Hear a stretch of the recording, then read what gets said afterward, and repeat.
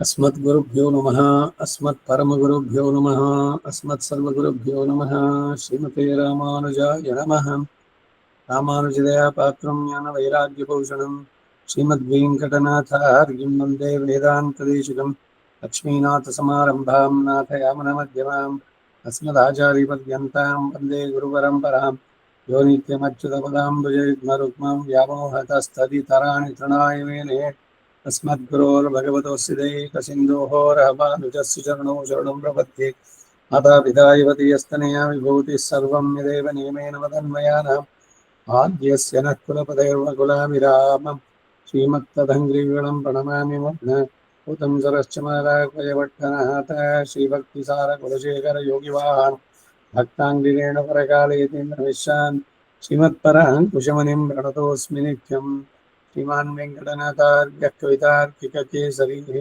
वेदान्ताचार्यवर्गो मे सन्निधत्तां सदा हृदि गुरुभ्यस्तद्गुरुभ्यश्च नमो भागमदीमहि प्रणीमहि च तत्र अद्यो दम्पती जगदाम्पति स्वशेषभूतेन मया स्वीयैः सर्वपरिच्छदैः विधातुं प्रीतमात्मानं श्रीमान् प्रकमदे स्वयं शुक्लां वरदरं विष्णुं शशिवर्णं चतुर्भुजं प्रसन्नवदनं ध्यायेत् सर्वविघ्नोपशान्तये यस्य विद्याः पारिषद्याः परशतं विघ्नं निघ्नन्ति सततं विश्वक्सेनं तमाश्रये दिव्याकारं सरोजाक्षं शङ्खचक्रगदाधरं मुकुन्दद्वारण्यं विश्वक्सेनमुपास्महे वसिष्ठनप्तारं शक्तये पौत्रमकल्मषं पराशरात्मजं वन्दे शुकधातं तपोनिधिं व्यासाय विष्णुरूपाय व्यासरूपाय विष्णवे नमो वै ब्रह्मनिधये वासिष्ठाय नमो नमः अधिकाराय शुद्धाय नित्याय परमात्मने सदैकरूपरूपाय विष्णुवे सर्वजिष्णवे सम्यङ्न्याय कलापेन महता भारतेन च ब्रह्मितवेदाय नमो व्यासाय विष्णवे मुनिं स्निग्धां बुधा भासं वेदव्यासमकल्मषं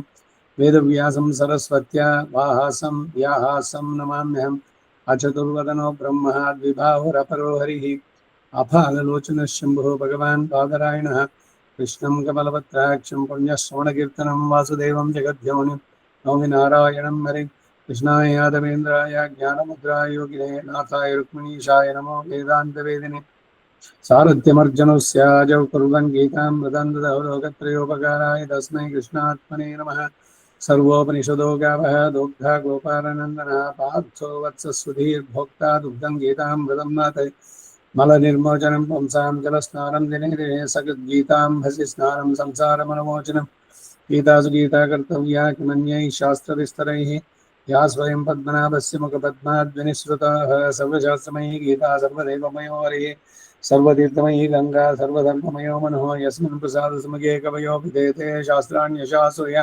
यन्महिमाश्रयाणि कृष्णेन तेन यदय स्वयमेव गीतं शास्त्रस्य तस्य सदृशं किमिहास्ति शास्त्रं भीष्मद्रोणतटा चेद्रतजला गान्धारनीलोत्पला शल्यग्राहवती कृपेण वहिनी कर्णेन वेलाकुला श्वत्थामविकर्णघोरमकर दुर्योधनावर्तिनी सोत्तीर्णाः खलु पाण्डवैरणनदी कैवर्तके केशवे नमोऽस्तु ते व्यासविशालबुद्धे पुल्लारविन्दायतपत्रनेत्र येन त्वया भारततैलपूर्णः प्रज्वालितो ज्ञानमयप्रदीपः प्रपन्नपारिजाताय स्तोत्रवेत्रैकपाणिः ज्ञानमुद्राय कृष्णाय गीतामृतदे नमः वसुदेवसुतं देवं कंसचाणूरमर्दनं देवकी परमानन्दं कृष्णं वन्दे जगद्गुरुम् आराशर्यवचः सरोजमूलं गीतार्थगन्धोत्कटं नानाख्यानककेसरं हरिकथा सम्बोधनाबोधितं लोके सज्जनषट्पदैरहरः पेबीयमानं मुधा भूयात् भारतपङ्कजं कलिमलप्रध्वंसिनः श्रेयसे लोकं करोति वाचालं पङ्गुं लङ्घयते गिरिं यत्कृपादमहं वन्दे परमानन्दमाधवं यं ब्रह्मा वरुणेन्द्ररुद्रमरुतस्तन्वन्ति दिव्यैस्तवैः वेदैः साङ्गपदक्रमोपनिषदैर्गायन्ति यं सामगाः ध्यानावस्थितः तद्गतेन मनसा पश्यन्ति यं योगिनो यस्यान्तं न विदुःसुरासुरगणा देवाय तस्मै नमः पार्थाय प्रतिबोधितां भगवता नारायणेन स्वयं व्यासेन ग्रथीतां पुराणमुनिना मध्ये महाभारतम् अद्वैतामृतवर्षिणीं भगवतीम् अष्टादशाध्यायिनीम् अम्ब त्वामनुसन्दधामि भगवद्गीते भवद्वेषिणी अष्टमैषी समेता श्रीकृष्णाय परब्रह्मणे नमः। अतः श्रीमद्भगवद्गीतासु उपनिषत्सु ब्रह्मविद्यायां योगशास्त्रे श्रीकृष्णार्जुनसंवादे विभूतियोगो नाम दशमोऽध्याय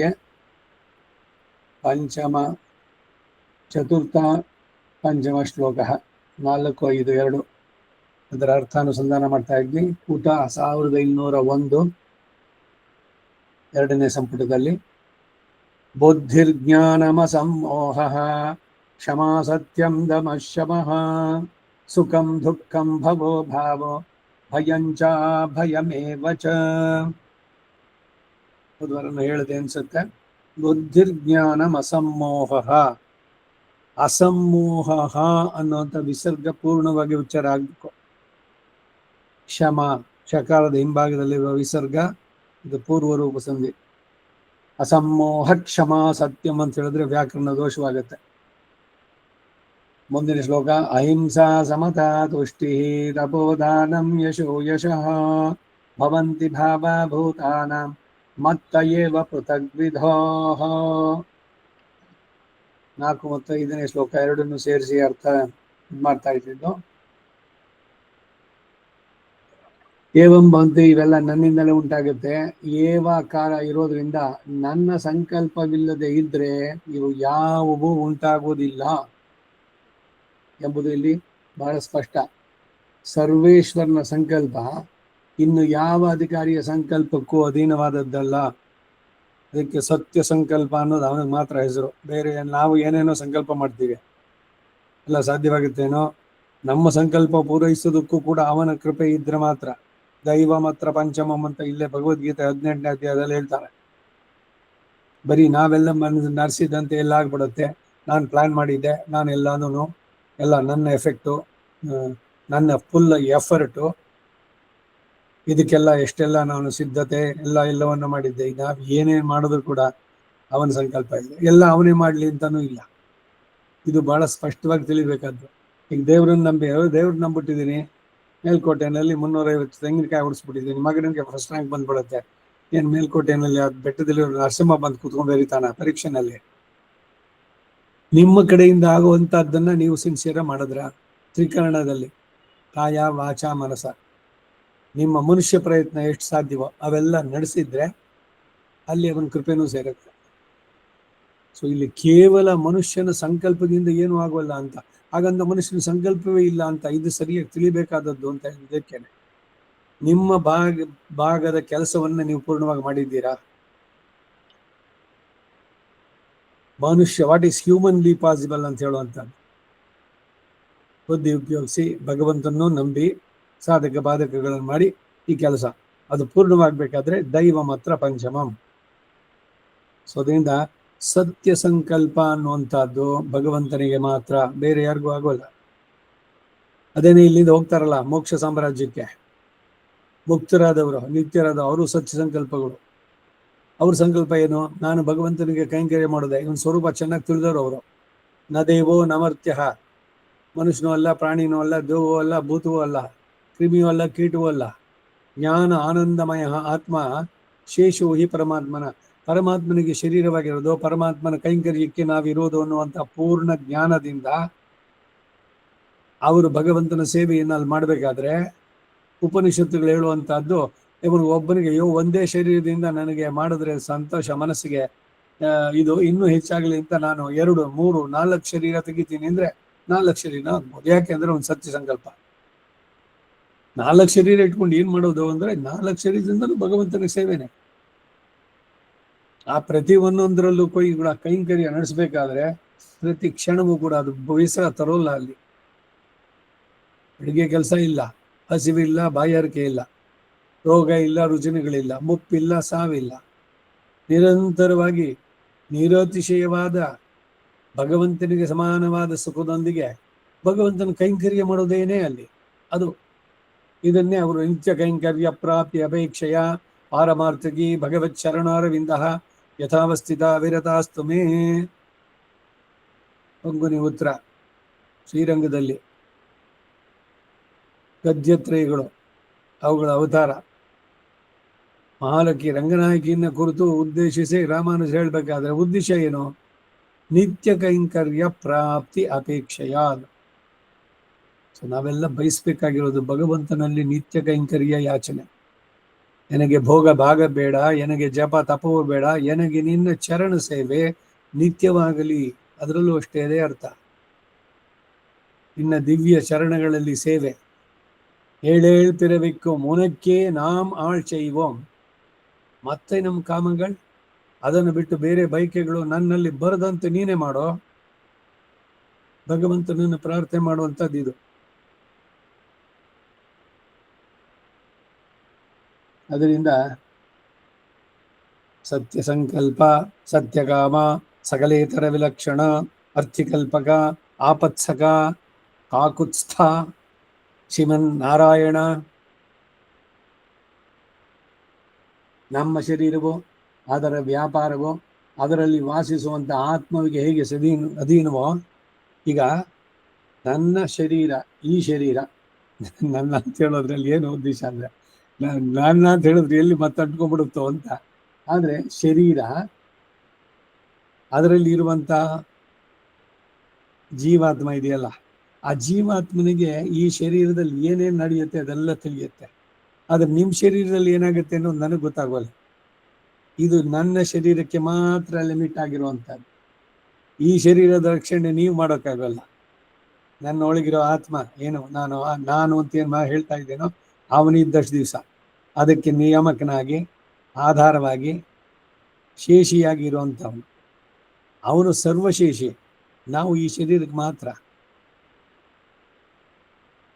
ಹೇಗೆ ಈ ಆತ್ಮವಿಗೆ ಈ ಶರೀರ ಇವುಗಳು ಅಧೀನವೋ ಹಾಗೇನೆ ನಾವು ಮತ್ತು ಈ ವಿಶ್ವವೆಲ್ಲ ಸರ್ವೇಶ್ವರನಿಗೆ ಶರೀರವಾಗಿದೆ.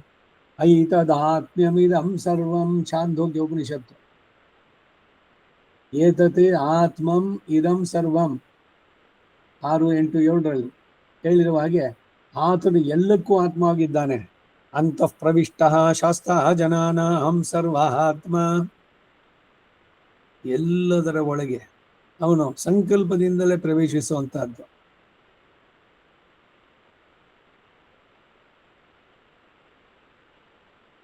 ಎಲ್ಲಕ್ಕೂ ಅವನು ಆತ್ಮ ಆಗಿರೋದ್ರಿಂದ ಈ ವಿಶ್ವವೆಲ್ಲವೂ ಕೂಡ ಅವನಿಗೆ ಅಧೀನವಾದದ್ದು. ನಮ್ಮ ಶರೀರದ ಅವಯವಗಳೆಲ್ಲ ನಮಗೆ ಮಾತ್ರವೇ ಹೇಗೆ ಅಧೀನವೋ ಹಾಗೆ ವಿಶ್ವವೆಲ್ಲ ಅವನಿಗೆ ಅಧೀನ. ಇಡೀ ವಿಶ್ವ ಅವನಿಗೆ ಅಧೀನವಾದದ್ದು.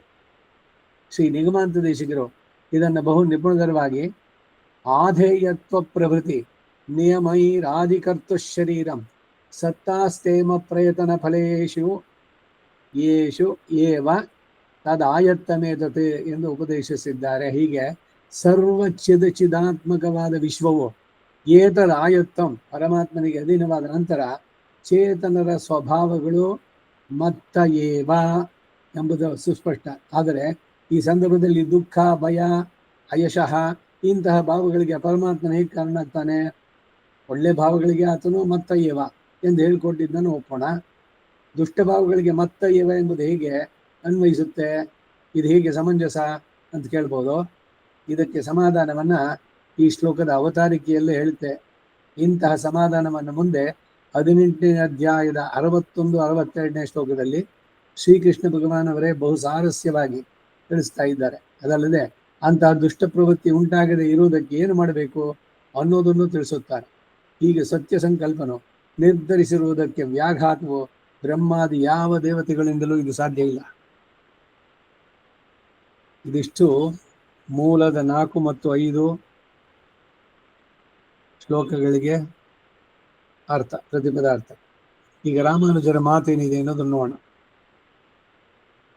ಬುದ್ಧಿ ಮನಸ್ಸು ನಿರೂಪಣ ಸಾಮರ್ಥ್ಯಂ ಜ್ಞಾನಂ ಚಿದಚಿದ್ವಸ್ತು ವಿಶೇಷ ವಿಷಯೋ ನಿಶ್ಚಯ ಅಸಮ್ಮೋಹ ಪೂರ್ವಗೃಹೀತಾದ್ ರಜತಾದೇರ್ ವಿಸಜಾತೀಯ ಶುಕ್ತಿಕಾದಿ ವಸ್ತುನಿ ಸಜಾತೀಯತಾ ಬುದ್ಧಿ ನಿವೃತ್ತಿ ಕ್ಷಮಾ ಮನೋವಿಕಾರಹಿತೌ ಸತ್ಯಪಿ ಅವಿಗೃತ ಮನಸ್ತ ಸತ್ಯಂ ಸತ್ಯಂ ಯಥಾ ದೃಷ್ಟ ವಿಷಯಂ ಭೂತಹಿತರೂಪಂ ವಚನಂ ತದನುಗುಣ ಮನೋವೃತ್ತಿರಿಹ ಅಭಿಪ್ರೇತ ಮನೋವೃತ್ತಿ ಪ್ರಕರಣಾತ್ ದಮಃ ಬಾಹ್ಯಕರಣಾನಾಂ ಅನರ್ಥ ವಿಷಯೇಭ್ಯೋ ನಿಯಮನಂ. ನೋಡಿ ಎಷ್ಟು ಚೆನ್ನಾಗಿ ಹೇಳ್ತಾರೆ ರಾಮಾನುಜ. ಶಮ ದಮ ಅನ್ನೋದಕ್ಕೆ ಬರೋಣ ಮುಂದಕ್ಕೆ ಅರ್ಥಕ್ಕೆ. ಶಮಃ ಅಂತಃಕರಣಸ್ಯ ತಥಾ ನಿಯಮನಂ, ಸುಖಂ ಆತ್ಮಾನುಕೂಲಾನುಭವಃ, ದುಃಖಂ ಪ್ರತಿಕೂಲಾನುಭವಃ, ಭವಃ ಭವನಂ, ಅನುಕೂಲಾನುಭವ ಹೇತುಕಂ ಮನಸೋ ಭವನಂ, ಅಭಾವಃ ಪ್ರತಿಕೂಲಾನುಭವ ಹೇತುಕೋ ಮನಸೋ ಅವಸಾದಃ, ಭಯಂ ಆಗಾಮಿನೋ ದುಃಖಸ್ಯ ಹೇತುದರ್ಶನಜಂ ದುಃಖಂ ತನ್ನಿವೃತ್ತಿ ಅಭಯಂ, ಅಹಿಂಸಾ ಪರಮ ದುಃಖ ಹೇತುತ್ವಂ, ಸಮತ ಆತ್ಮನಿ ಸುಹೃತ್ಸು ವಿಪಕ್ಷೇಶು ಚ ಅರ್ಥಾನರ್ಥಯೋಃ ಸಮಮತಿತ್ವಂ, ತುಷ್ಟಿಃ ಸರ್ವೇಷು ಆತ್ಮಸು ದೃಷ್ಟೇಷು ತೋಷ ಸ್ವಭಾವತ್ವಂ, ತಪಃ ಶಾಸ್ತ್ರೀಯೇ ಭೋಗ ಸಂಕೋಚ ರೂಪ ಕಾಯಕ್ಲೇಶಃ ದಾನಂ ಸ್ವಕೀಯ ಭೋಗ್ಯಾನಾಂ ಪರಸ್ಮೈ ಪ್ರತಿಪಾದನ ಯಶಃ ಗುಣವತ್ತಾ ಪ್ರಥ ಅಯಶಃ ನೈರ್ಗುಣ್ಯ ಪ್ರಥ ಏತಚ್ಚ ಉಭಯಂ ತದನುಗುಣ ಮನೋವೃತ್ತಿದ್ವಯಂ ಮಂತವ್ಯಂ ತತ್ ಪ್ರಕರಣಾತ್ ತಪೋ ದಾನೇ ಚ ತಥಾ ಏವಮಾದ್ಯಾಃ ಸರ್ವೇಷಾಂ ಭೂತಾನಾಂ ಭಾವಾಃ ಪ್ರವೃತ್ತಿ ನಿವೃತ್ತಿ ಹೇತವೋ ಮನೋವೃತ್ತಯೇ ಮತ್ತ ಏವ ಸಂಕಲ್ಪಯುಕ್ತಾ ಭವಂತಿ. ಇದಿಷ್ಟು ಈ 4 ಮತ್ತು 5ನೇ ಶ್ಲೋಕಗಳಿಗೆ ರಾಮಾನುಜರ ಭಾಷ್ಯ. ಈ ಭಾಷ್ಯಕ್ಕೆ ಅರ್ಥವನ್ನು ಈಗ ನೋಡೋಣ. ಬುದ್ಧಿ ಎಂದರೆ ಮನಸಃ ನಿರೂಪಣ ಸಾಮರ್ಥ್ಯ, ಮನಸ್ಸಿಗೆ ಇರುವ ನಿರೂಪಿಸುವ ಸಾಮರ್ಥ್ಯ ಬುದ್ಧಿ. ಮುಂದೆ ಜ್ಞಾನ ಎಂಬ ಪ್ರಯೋಗ ಇರೋದ್ರಿಂದ ಎರಡರಕ್ಕೂ ಇರುವ ವ್ಯತ್ಯಾಸವನ್ನು ತಿಳಿಸೋದಕ್ಕಾಗಿ ಬುದ್ಧ್ಯತೆ ಅನಯ ಎಂಬ ವ್ಯುತ್ಪತ್ತಿಯನ್ನು ಪ್ರದರ್ಶಿಸುವುದಕ್ಕಾಗಿ ಮನಸ್ಸಿನ ನಿರೂಪಣ ಸಾಮರ್ಥ್ಯ ಎಂದು ವ್ಯಾಖ್ಯಾನ ಮಾಡಿದ್ರು. ಅಂತಹ ಸಾಮರ್ಥ್ಯ ಉಳ್ಳವನನ್ನೇ ಬುದ್ಧಿಮಾನ್ ಅಂತ ಹೇಳುವ ವಾಡಿಕೆ ಉಂಟು. ಇದು ಜ್ಞಾನವಾನ್ ಎಂಬುದಕ್ಕಿಂತ ವ್ಯತ್ಯಸ್ತವಾದ ಅಧಿಕಾರಿ ಹೇಳಲ್ಪಟ್ಟಿತು ಎಂಬುದು ವ್ಯಕ್ತ. ಶಾಸ್ತ್ರಜ್ಞಾನ ಉಳ್ಳವನಲ್ಲವೇ ಜ್ಞಾನವಾನ್ ಎಂದು ಹೇಳಲ್ಪಡುವನು. ಜ್ಞಾನಂ ಅಂದರೆ ಚಿದಚಿದ್ವಸ್ತು ವಿಶೇಷ ವಿಷಯೋ ನಿಶ್ಚಯ, ಚಿತ್ತು ಅಚಿತ್ತುಗಳ ಸ್ವರೂಪ ಸ್ವಭಾವಾದಿಗಳ ವೈಲಕ್ಷಣ್ಯವನ್ನ ಯಥಾರ್ಥವಾಗಿ ತಿಳಿದಿರುವಂಥವನು ಜ್ಞಾನ ಅಂದ್ರೆ. ಏನ್ರಿ, ಅವ್ರಿಗೇನಾದ್ರು ಮೈ ಮೇಲೆ ಜ್ಞಾನ ಇದೆಯಾ, ಪ್ರಜ್ಞೆ ಇದೆಯಾ? ಇವು ಹೇಳುವಂಥದ್ದು ಏನು ಜ್ಞಾನ ಇರಬೇಕು? ಏನೋ ಕೆಲಸ ಮಾಡ್ಬೇಕಾದ್ರೆ ಅದೇನೋ ನೋಡಲಿಲ್ಲ. ನಿಮ್ಗೆ ಮೈ ಮೇಲೆ ಪ್ರಜ್ಞೆ ಇದೆಯೇನ್ರಿ? ನಾನು ತುಳಿದ್ಬಿಟ್ರಲ್ಲ. ಜ್ಞಾನ ಅಂತಂದ್ರೆ ಏನು ಅಂದ್ರೆ ಚೇತನ ಅಚೇತನಗಳ ಪೂರ್ಣ ಸ್ವಭಾವ ಸ್ವರೂಪ ಎಲ್ಲ ತಿಳಿದಿರೋನು ಅಂತ. ನೀವು ತಿಳಿದ್ಬಿಟ್ರೆ ನಿಜವಾಗ್ಲೂ ಇವನು ಜ್ಞಾನಿ. ಶುಕಮುನಿದಾಳ್ವಾರ್ ಇವೂಲಹೆ ವಸಿಷ್ಠ ಸಮಾನಾನಾಂ ಭವತಿ. ವೇದದಲ್ಲಿ ವಸಿಷ್ಠರಿಗೆ ಸಮಾನ ಆಗ್ಬಿಡ್ತಾನೆ ಅಂದ್ರೆ ಏನು? ಯಾವುದು ಚೇತನ, ಯಾವುದು ಅಚೇತನ, ಅಚೇತನದ ಇತಿಮಿತಿಗಳೇನು, ಆತ್ಮದ್ದೇನು, ಅದು ತಿಳಿದ್ರೆ ಇವೆರಡು ಭಗವಂತನಿಗೆ ಶರೀರ ಅಂತ ಅಂದಾಗ ಎಲ್ಲ ಕಡೆನೂ ತ್ವಯಿಮಯಿ ವಿಷ್ಣು. ಎಲ್ಲೆಲ್ಲೂ ನೀವು ವಿಷ್ಣುವನ್ನೇ ಕಾಣೋ ಸ್ಥಿತಿಗೆ ಬಂದ್ರೆ ಯಾರನ್ನ ದ್ವೇಷಿಸ್ತೀರಿ? ಯಾರ ಮೇಲೆ ಪ್ರತಿಶೋಧ? ನಿಜವಾದ ಅರ್ಥದಲ್ಲಿ ಜ್ಞಾನ ಅಂದ್ರೆ ಇದು. ಚಿದಚಿದ್ವಸ್ತು ವಿಶೇಷ ವಿಷಯೋ ನಿಶ್ಚಯ. ಇಲ್ಲಿ ಚಿದಚಿತ್ತುಗಳು ಮಾತ್ರ ಹೇಳಿದ್ರು ಕೂಡ ಪರಮಾತ್ಮ ವೈಲಕ್ಷಣ್ಯ ಜ್ಞಾನಕ್ಕೂ ಕೂಡ ಇದು ಉಪಲಕ್ಷಣ. ಯಾಕೆಂದ್ರೆ ಚೇತನ ಅಚೇತನ ಎರಡೂ ಕೂಡ ಭಗವಂತನಿಗೆ ಶರೀರ. ಸೊ ಅಲ್ಲಿಗೆ 3 ವಿಷಯಗಳು, ಒಂದು ಪ್ರಕೃತಿ, ಇನ್ನೊಂದು ಜೀವಾತ್ಮ, ಮತ್ತೊಂದು ಪರಮಾತ್ಮ. ಈ ಜೀವಾತ್ಮ ಇದು ಪ್ರಕೃತಿ ಎರಡನ್ನು ಕೂಡ ತಾನು ಒಳಗೆ ಇದ್ದು ಅದನ್ನ ನೇಮಿಸಿ ಎಲ್ಲವನ್ನು ಮಾಡುವಂತವನು ಪರಮಾತ್ಮ. ಇವೆರಡಕ್ಕಿಂತ ಸಕಲ ಇತರ ವಿಲಕ್ಷಣ. ಆ ವೈಲಕ್ಷಣ್ಯ ಅದಕ್ಕೂ ಕೂಡ ಇದು. ಇಲ್ಲಿ ಜ್ಞಾನ ಶಬ್ದದಿಂದ ಲೌಕಿಕ, ಭೌತಿಕ, ಶಾಸ್ತ್ರೀಯ ಮೊದಲಾದ ಸರ್ವಜ್ಞಾನಗಳು ವಿವಕ್ಷಿತವಾದರೂ ಕೂಡ ಶಾಸ್ತ್ರೋಪದೇಶ ವಿಷಯದಲ್ಲಿ ಹೇಳಲ್ಪಡುವಂತ ಮುಖ್ಯಗಾನ ಯಾವುದು ಅನ್ನೋದನ್ನ ಶ್ರೀ ಪರಾಶರರು ಉಕ್ತಿ ವಿಷ್ಣು ಧರ್ಮದಲ್ಲಿ ಸಂಜ್ಞಾಯತೆ ಏನ ತದಸ್ತದೋಷಂ ಶುದ್ಧಂ ಪರಂ ನಿರ್ಮಲಂ ಏಕರೂಪಂ ಸಂದೃಶ್ಯತೆ ವಾಪ್ಯಧಿಗಮ್ಯತೆ ವಾ ತಜ್ಞಾನಮಜ್ಞಾನ ಮತೋನ್ಯದುಕ್ತಂ ಎಂಬುದರಿಂದ ಬ್ರಹ್ಮವಿದ್ಯಾ ಮೂಲಕ ಉಂಟಾಗುವ ಜ್ಞಾನವೇ ಜ್ಞಾನ. ಈ ಅನಂತರಂಗಾಚಾರಲ್ಲಿ ಕಾಲಕ್ಷೇಪ ಆಗ್ಬೇಕಾದ್ರೆ ಸದ್ವಿದ್ಯೆ ಯಾವುದು? ಇದು ಉಪನಿಷತ್ನಲ್ಲಿ ಬರುವಂತ ಬೇರೆ ಬೇರೆ ವಿದ್ಯೆಗಳು, ಉಪಕೌಶಲ ವಿದ್ಯೆ, ಭೂಮ ವಿದ್ಯೆ, ಅಕ್ಷಿ ವಿದ್ಯೆ, ದಹರ ವಿದ್ಯೆ, ಹೀಗೆಲ್ಲ ಬರಬೇಕಾದ್ರೆ ಸದ್ವಿದ್ಯೆ. ಏನು ಸದ್ವಿದ್ಯೆ ಅಂದ್ರೆ ಯಾವುದು ಭಗವಂತನನ್ನ ನಮಗೆ ತೋರಿಸೋದಕ್ಕೆ ಪೂರಕವಾಗುತ್ತೋ ಅದು ಸದ್ವಿದ್ಯೆ. ಅದು ಬಿಟ್ಟು ಬೇರೆ ವಿದ್ಯೆಗಳು ಲೋಕದಲ್ಲಿ ಬೇಕಾದಷ್ಟಿದೆ. ಈಗ ಮೆರೈನ್ ಟೆಕ್ನಾಲಜಿ, ಸಮುದ್ರದಲ್ಲಿ ಕೆಳಗಡೆ ಯಾವ ಇದು ಪ್ರಾಣಿಗಳಿವೆ ಅದಕ್ಕೆ ಅವನು 10-12 ವರ್ಷ ಅಲ್ಲೆಲ್ಲ ಅಧ್ಯಯನ ಮಾಡಿ ಅಲ್ಲಿರೋ ಇದ್ರದ್ದು ಅವುಗಳೆಲ್ಲಂಗೆ ಹೇಗೆ ಜೀವಿಸತ್ವೆ, ಹೇಗೆ ಅವುಗಳ ಸಂತತಿ ವೃದ್ಧಿ, ಇವೆಲ್ಲ ನೋಡ್ಬಿಟ್ಟು ಬಂದ. ಸರಿ, ಅವನಿಗೆ ಯಾವುದೋ ಒಂದು ಯೂನಿವರ್ಸಿಟಿಯಿಂದ ಡಾಕ್ಟ್ರೇಟ್ ಕೊಟ್ಟರು. ಏನು, ಆ ಒಂದು ನಿಧಿಯಲ್ಲಿ ಅವನು ಒಳ್ಳೆ ಜ್ಞಾನವನ್ನ ಪಡೆದಿದ್ದಾನೆ ಅಂತ. ಆ ಜ್ಞಾನದಿಂದ ಇವನ ಆತ್ಮದ ಉದ್ಧಾರಕ್ಕೆ ಏನಾರು ಆಗುತ್ತೋ? ಈ ಡಾಕ್ಟ್ರೇಟ್ ಸಿಕ್ತು, ಅವನಿಗೆ ಸನ್ಮಾನ ಆಯಿತು, ಲೋಕದಲ್ಲಿ ಎಲ್ಲರೂ ಕೂಡ ಟಿವಿನಲ್ಲಿ ಇಂಟರ್ವ್ಯೂ ಆಯಿತು. ಏನು ಕಡೆಗೆ ಅಧ್ಯಕ್ಷರಿಂದ ಡೆಲ್ಲಿನಲ್ಲಿ ಅವನಿಗೆ ದೊಡ್ಡ ಬಿರುದು ಇವುಗಳೆಲ್ಲ ಕೊಟ್ಟು ಸನ್ಮಾನವನ್ನು ಮಾಡಿದ್ದಾಯ್ತು. ಇಸ್ ಎ ಗ್ರೇಟ್ ಇದು ಅಚೀವ್ಮೆಂಟ್ ಎಲ್ಲ ಮಾಡೋದು ಅಂತ. ಈ ಎಲ್ಲ ಕೆಲಸಗಳಲ್ಲಿ ಏನಾದ್ರು ಒಂದು ಆತ್ಮದ ಬಗ್ಗೆ ತಿಳಿಯೋದಕ್ಕೆ, ಅಂದ್ರೆ ಪರಮಾತ್ಮನ ಬಗ್ಗೆ ತಿಳಿಯೋದಕ್ಕೆ ಏನಾದ್ರೂ ಒಂಚೂರಲ್ಲಿ ಉಪಯೋಗ ಇದ್ದಿದ್ರೆ ಅದು ಸದ್ವಿದ್ಯೆ ಆಗುತ್ತೆ. ಯಾವುದು ಭಗವಂತನನ್ನ ತಿಳಿಯೋದು ಕಡೆಗೆ ಬರುತ್ತೋ, ಅದಕ್ಕೆ ಸಹಕಾರಿಯಾಗಿ ಪೂರಕವಾಗಿ ಬರುತ್ತೋ, ಅದು ನಿಜವಾದ ವಿದ್ಯೆ. ಬೇರೆ ವಿದ್ಯೆ ಎಲ್ಲ ಅವಿದ್ಯೆ. ಏನು ಡಾಕ್ಟ್ರೇಟ್ ಪಡೆದಿರಲ್ಲ ಅವರು ಅಂತಂದ್ರೆ, ಡಾಕ್ಟ್ರೇಟ್ ಪಡೆದಿದ್ದಾರೆ.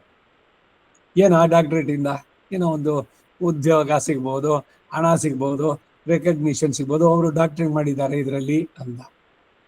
ಆದ್ರೆ ಆತ್ಮದ ಉದ್ಧಾರಕ್ಕೆ ಏನು ಆಗ್ಲಿಲ್ಲ ಅಂದ್ರೆ, ನಮ್ಮ ವೈದ್ಯ ಇದರಿಂದ ಹೇಳೋದಾದ್ರೆ, ಅಧ್ಯಾತ್ಮ ದೃಷ್ಟಿ ಕೋನದಿಂದ ಹೇಳಿದ್ರೆ ಅದು ಬರೀ ಅವಿದ್ಯೆ ಆಯ್ತದೆ. ಈ ಚರ್ಚೆ ಬಹಳ ಹಿಂದೆ ಅಲ್ಲಿ ಅನಂತರಂಗಾಚಾರ್ಯ ಜೊತೆ ಮಾಡ್ಬೇಕು ಹೇಳಿದ. ಹೌದ್ರಿ, ಎಲ್ಲಾನು ಅವಿದ್ಯೆನೆ ಅಂತಂದಿದ್ದು. ಆ ಥರದಲ್ಲಿ ಭಗವಂತನನ್ನ ಪಡೆಯೋದಕ್ಕೆ ಯಾವುದು ಬ್ರಹ್ಮವಿದ್ಯಾ ಮೂಲಕ ಉಂಟಾಗುವಂತ ಜ್ಞಾನ ಏನಿದೆಯೋ ಅದೇ ನಿಜವಾದ ಜ್ಞಾನ. ಮಿಕ್ಕಿದ್ದೆಲ್ಲ ಜ್ಞಾನ ಅಂದು ಯಾವ ಆಗಮೋತ್ಥ ಜ್ಞಾನದಿಂದ ಆ ಪರಮಾತ್ಮನ ತಿಳಿಯಲ್ಪಡಿತಾನೋ, ಮತ್ತು ಯಾವ ವಿವೇಕೋತ್ಥ ಜ್ಞಾನದಿಂದ ದರ್ಶನ ಸಮಾನಾಕಾರ ರೂಪವಾದ ಭಕ್ತಿಯೋಗ ಎಂದು ಹೇಳಿಸಿಕೊಳ್ಳುವ ಉಪಾಸನದಿಂದ ಆತನು ಸಾಕ್ಷಾತ್ಕರಿಸಲ್ಪಡ್ತಾನೋ, ಮತ್ತು ಅದರ ಫಲವಾಗಿ ಅಂತಿಮ ಸ್ಮೃತಿ, ಅರ್ಚಿರಾದಿಗಮನ ಮೊದಲಾದವುಗಳ ಮೂಲಕ ಹೊಂದಲ್ಪಡ್ತಾನ ಭಗವಂತನ, ಅದು ನಿಜವಾದ ಜ್ಞಾನ. ಮಿಕ್ಕದ್ದೆಲ್ಲ ಅಜ್ಞಾನ ಅಂತ ಹೇಳಿದ್ರು. ಆ ಪರಮಾತ್ಮನ ಎಂತವನು ಅಂದ್ರೆ ತದಸ್ತದೋಷಂ ಎಂಬುದರಿಂದ ಅಚಿತ್ತಿನ ಹಾಗೆ ಸ್ವರೂಪ ವಿಕಾರಾದಿ ದೋಷಗಳಿಲ್ಲದವನು ಎಂದು. ಶುದ್ಧಂ, ಅದು ಶಬ್ದಂ ಆಗಿದೆ, ಪ್ರಿಂಟಿಂಗ್ ಮಿಸ್ಟೇಕು, ಶಾಕೊಂಬು ಶೂ ಸೇರಿಸ್ಕೊಳ್ಳಿ. ಚಿತ್ತಿನ ಹಾಗೆ ಸ್ವಭಾವ ವಿಕಾರಾದಿಗಳಿಲ್ಲದೆ ಪರಿಶುದ್ಧನಾದವನು. ಈಗ ಪ್ರಕೃತಿನಲ್ಲಿ ಸ್ವರೂಪದಲ್ಲೇ ಬದಲಾವಣೆ ಆಗೋಗುತ್ತೆ. ಈ ಶರೀರ ಪ್ರಕೃತಿಗೆ ಸೇರಿದ್ದು, ಹುಟ್ಟುವಾಗ ಚಿಕ್ಕದಾಗಿತ್ತು ಶರೀರ, ಆಮೇಲೆ 6 ಅಡಿ ಬೆಳೆದಿದ್ದು, ಆಮೇಲೆ ಬೆನ್ನು ಬಾಗ್ತು ಮಾಡ್ತು, ಒಂದ್ ದಿವಸ ಹೋಗುತ್ತೆ. ಅದು ಶರೀರಕ್ಕೆ ಸಹಜವಾದಂತಹ ಕ್ರಿಯೆ. ಸ್ವರೂಪದಲ್ಲಿ ಬದಲಾವಣೆ ಹೊಂದೋದು ಅದು. ಅದನ್ನೇವನ ನೀವು ತಡ್ಸೋದಕ್ಕೆ ಸಾಧ್ಯನಾ, ತಡೆಯೋದಕ್ಕೆ ಸಾಧ್ಯನಾ? ಇದು ಪ್ರಕೃತಿ. ಅದಕ್ಕಾಗಿ ಶರೀರದಲ್ಲಿ ಇವಾಗ ಬಿಳಿ ಕೂದಲು ಬಂತು, ತಲೆ ಕೂದಲು ಉದುರ್ತು, ಬೆನ್ನು ಬಾಗ್ತು, ಇದಕ್ಕೆಲ್ಲ ನೀವು ಏನೇನೋ ಮಾಡಿಕೊಂಡ್ರು, ಅದಕ್ಕೆ ಈಗ ಮೀಸೆಗೆ ಗೋದ್ರೇಜು ಏನೋ ಇದನ್ನ ಕಪ್ಪು ಹಚ್ಕೊಂಡು ಮಾಡಿ, ತಲೆಗೆ ಡೈ ಮಾಡಿಕೊಂಡು ನೀವು ಏನೇನು ಮಾಡಿದ್ರು ಕೂಡ ಅದ್ರ ಬದಲಾವಣೆ ಮಾಡ್ಲಿಕ್ಕೆ ಸಾಧ್ಯನೋ? ವಾರ್ಧಕ್ಯ ಶೀರ್ಯತೆ ಇತಿ ಶರೀರ, ಜೀರ್ಣವಾಗತ್ತೆ, ಅದನ್ನು ತಡೆಯೋದಕ್ಕೆ ಸಾಧ್ಯನೋ? ಏನು ಮಾಡ್ಕೊಳ್ಳೋದೇ ಬೇಡ ಅಂತ ಹೇಳೋಲ್ಲ ನಾನು. ಆದರೆ ಆ ಭ್ರಮೆಯಲ್ಲಿ ನನಗೆ ಯಾವಾಗಲೂ ನಾನು ಹೆಂಗಾಗೆ ಇರಬೇಕು, ಹೆಂಗಾಗೆ ಕಾಣಬೇಕು, ಈ ಹುಚ್ಚುತನ ಯಾಕೆ ಅಂತ ಆರ್ಟಿಫಿಷಿಯಲ್ ಕಸಿ ಮಾಡಿಸ್ಕೊಳ್ಳೋದು, ತಲೆ ಕೂದಲೆಲ್ಲ ತೆಗೆದಿದ್ದಕ್ಕೆ ಅದಕ್ಕೆ ಇಂಪ್ಲಾಂಟ್, ಈ ಥರ ಮುಖ ಇದಾಯಿತು, ಫೇಶಿಯಲ್ ಸರ್ಜರಿ, ಹೆಂಗಾಗಿ ಕಾಣಬೇಕು ಅಂತ ಇದು ಮಾಡ್ಕೊಳ್ಳೋದು, ಇವೆಲ್ಲ ಪ್ರಕೃತಿಗೆ ವಿರುದ್ಧವಾಗಿ ಹೋಗುವಂಥದ್ದಾಗತ್ತೆ ಪ್ರಯತ್ನಗಳು. ಅದಕ್ಕೆ ಮಾಡುವ ನಮ್ಮ ಸಮಯ, ಹಣ, ಬುದ್ಧಿ ಏನೇನು ಉಪಯೋಗಿಸಿದ್ರು ಕೂಡ ಬದಲಾಯಿಸೋಕೆ ಸಾಧ್ಯನೋ?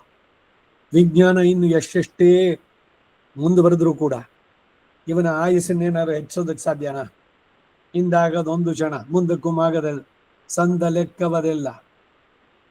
ನಿಮ್ಮ ಮಾಡ್ರನ್ ವಿಜ್ಞಾನದಿಂದ ಏನಾದ್ರು ಇದನ್ನು ಉಳಿಸ್ತಿರೋ? ಈಗ ಯಾರೋ ICU ಇದ್ದಾರೆ, ವೆಂಟಿಲೇಟರ್ ಹಾಕಿದ್ದಾರೆ. ವೆಂಟಿಲೇಟರ್ ಹಾಕಿ ಮಾಡಿದ್ದೇನು ನೀವು? ಆ ಶರೀರ ಉಸಿರಾಡ್ತಾ ಇದೆ, ಆದ್ರೆ ಏನು ಇಲ್ಲ, ಅಲ್ಲಿ ಜ್ಞಾನವೂ ಇಲ್ಲ, ಇದು ಇಲ್ಲ, ಅದೊಂದು ಶವನೇನೆ, ಉಸಿರಾಡುತ್ತಿರುವ ಶರ, ಆರ್ಟಿಫಿಷಿಯಲ್ ಇದ್ರಲ್ಲಿ ಮಾಡುವಂಥದ್ದು ಅಂತ. ಏನೋ ಪಲ್ಸು ಇದ್ರದನ್ನ ನೋಡೋದಕ್ಕೆಲ್ಲ ಮಾನಿಟರ್ ಮಾಡಿದ್ದಾರೆ, ಪ್ರತಿಯೊಂದಕ್ಕೂ ಟ್ಯೂಬ್ಗಳನ್ನು ಚುಚ್ಚಿದ್ದಾರೆ, ಮಾಡಿದ್ದಾರೆ. ಏನು ಆಯಸ್ಸನ್ನು ಎಕ್ಸ್ಟೆಂಡ್ ಮಾಡ್ತಾರೋ? ತತಸ್ಥಂ ಮ್ರಿಯಮಾಣಂತು ಕಾಷ್ಟಪಾಷಾಣ ಸನ್ನಿಭಂ. ಮರದ ಕೊರಡು ಒಣಗಿರುವಂಥದ್ದು, ಹಾಗೆ ಜೀರ್ಣವಾಗಿ ಶರೀರ, ಬರೀ ಎಲುಬಿನ ಚಕ್ರ ಇಷ್ಟೇ.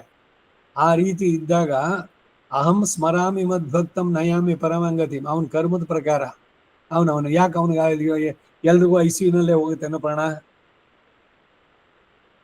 ಪುಣ್ಯಜೀವಿಗಳಾದವರು ನಿದ್ದೆ ಸಾವ ಪಡೆ ರಾಮಾನುಜರದು ಜೀರ್ಣಮಿವ ವಸ್ತ್ರಂ ಪ್ರಕೃತಿಂ ಸ್ಥೂಲ ರೂಪಂ ವಿಸೃಜ್ಯ. ಅನಾಯಾಸವಾಗಿ ನಮಗೆ ಶರೀರವನ್ನು ಬಿಡುವಂತೆ ನೀನು ಅನುಗ್ರಹಿಸೋ ತಂದೆ. ವಿನಾದೈನ್ಯೇನ ಜೀವನಂ ಅನಾಯಾಸೇನ ವರ್ಣಂ ದೇಹಿ ಮೇ ಕೃಪಯಾ ಅನಾಥ ಶರಣಾಗತ ವತ್ಸಲ. ಪ್ರತಿದಿನ ಈ ಕೋರಿಕೆ ಭಗವಂತನಲ್ಲಿ. ಹೀಗೆ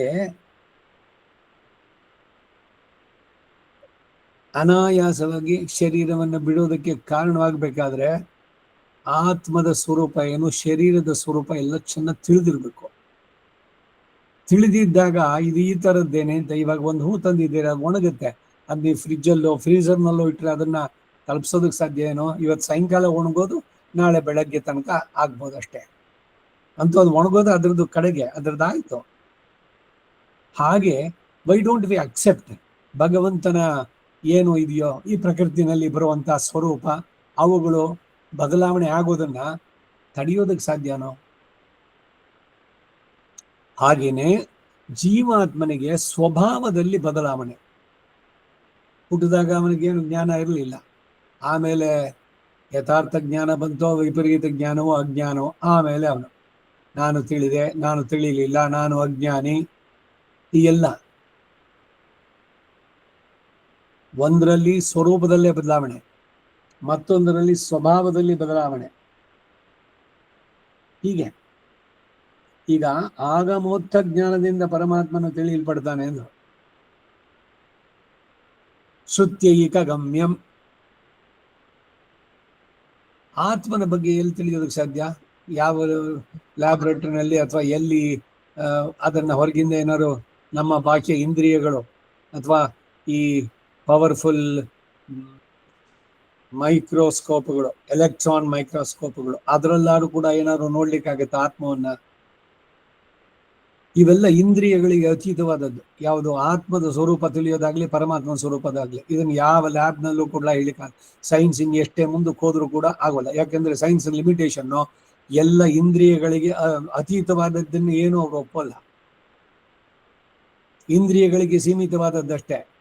ಇವರೇನು ಸಂಶೋಧನೆಗಳು, ರಿಸರ್ಚು ಏನೇನು ಮಾಡ್ತಾರೋ ಎಲ್ಲವೂ 5 ಇಂದ್ರಿಯಗಳು ಅವುಗಳ ಸೀಮೆಗೆ ಒಳಗಡೆ ಮಾತ್ರ ಬರುವಂಥದ್ದು. ಸಾರಾಂಶ ಏನು? ಭಗವಂತನ ಬಗ್ಗೆ ಆಗಲಿ ಅಥವಾ ಆತ್ಮದ ಬಗ್ಗೆ ಆಗಲಿ ತಿಳಿಬೇಕಾದ್ರೆ ಶ್ರುತಿಗಳಿಂದಲೇ ತಿಳಿಬೇಕು. ಆಗಮ ಅಂತಂದಾಗಿಲ್ಲ, ಅದೆಲ್ಲ ಸೇರುವಂಥದ್ದು.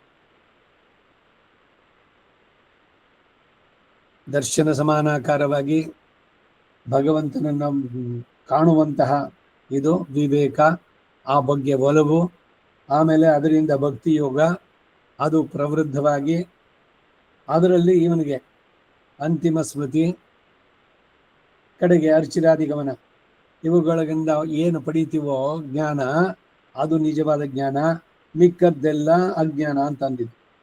ಆ ಪರಮಾತ್ಮ ಎಂಥವನು ಅಂದ್ರೆ ತದಸ್ತದ್ದೋಷಂ ಎಂಬುದರಿಂದ ಅಚಿತ್ತಿನ ಹಾಗೆ ಸ್ವರೂಪ ವಿಕಾರಾದಿ ದೋಷಗಳಿಲ್ಲದವನು ಎಂದು, ಶುದ್ಧಂ ಚಿತ್ತನ ಹಾಗೆ ಸ್ವಭಾವ ವಿಕಾರಾದಿಗಳಲ್ಲಿದೆ ಪರಿಶುದ್ಧನಾದವನು ಎಂದು, ಪರಂ ನಿರ್ಮಲ ಮುಕ್ತನ ಹಾಗೆ ಅಲ್ಲದೆ ಯಾವಾಗಲೂ ಪ್ರಕೃತಿ ಸಂಬಂಧವಾದ ಗುಣಗಳಿಲ್ಲದೆ ಅವಳಿಗಿಂತ ವಿಲಕ್ಷಣನಾಗಿದ್ದವನು.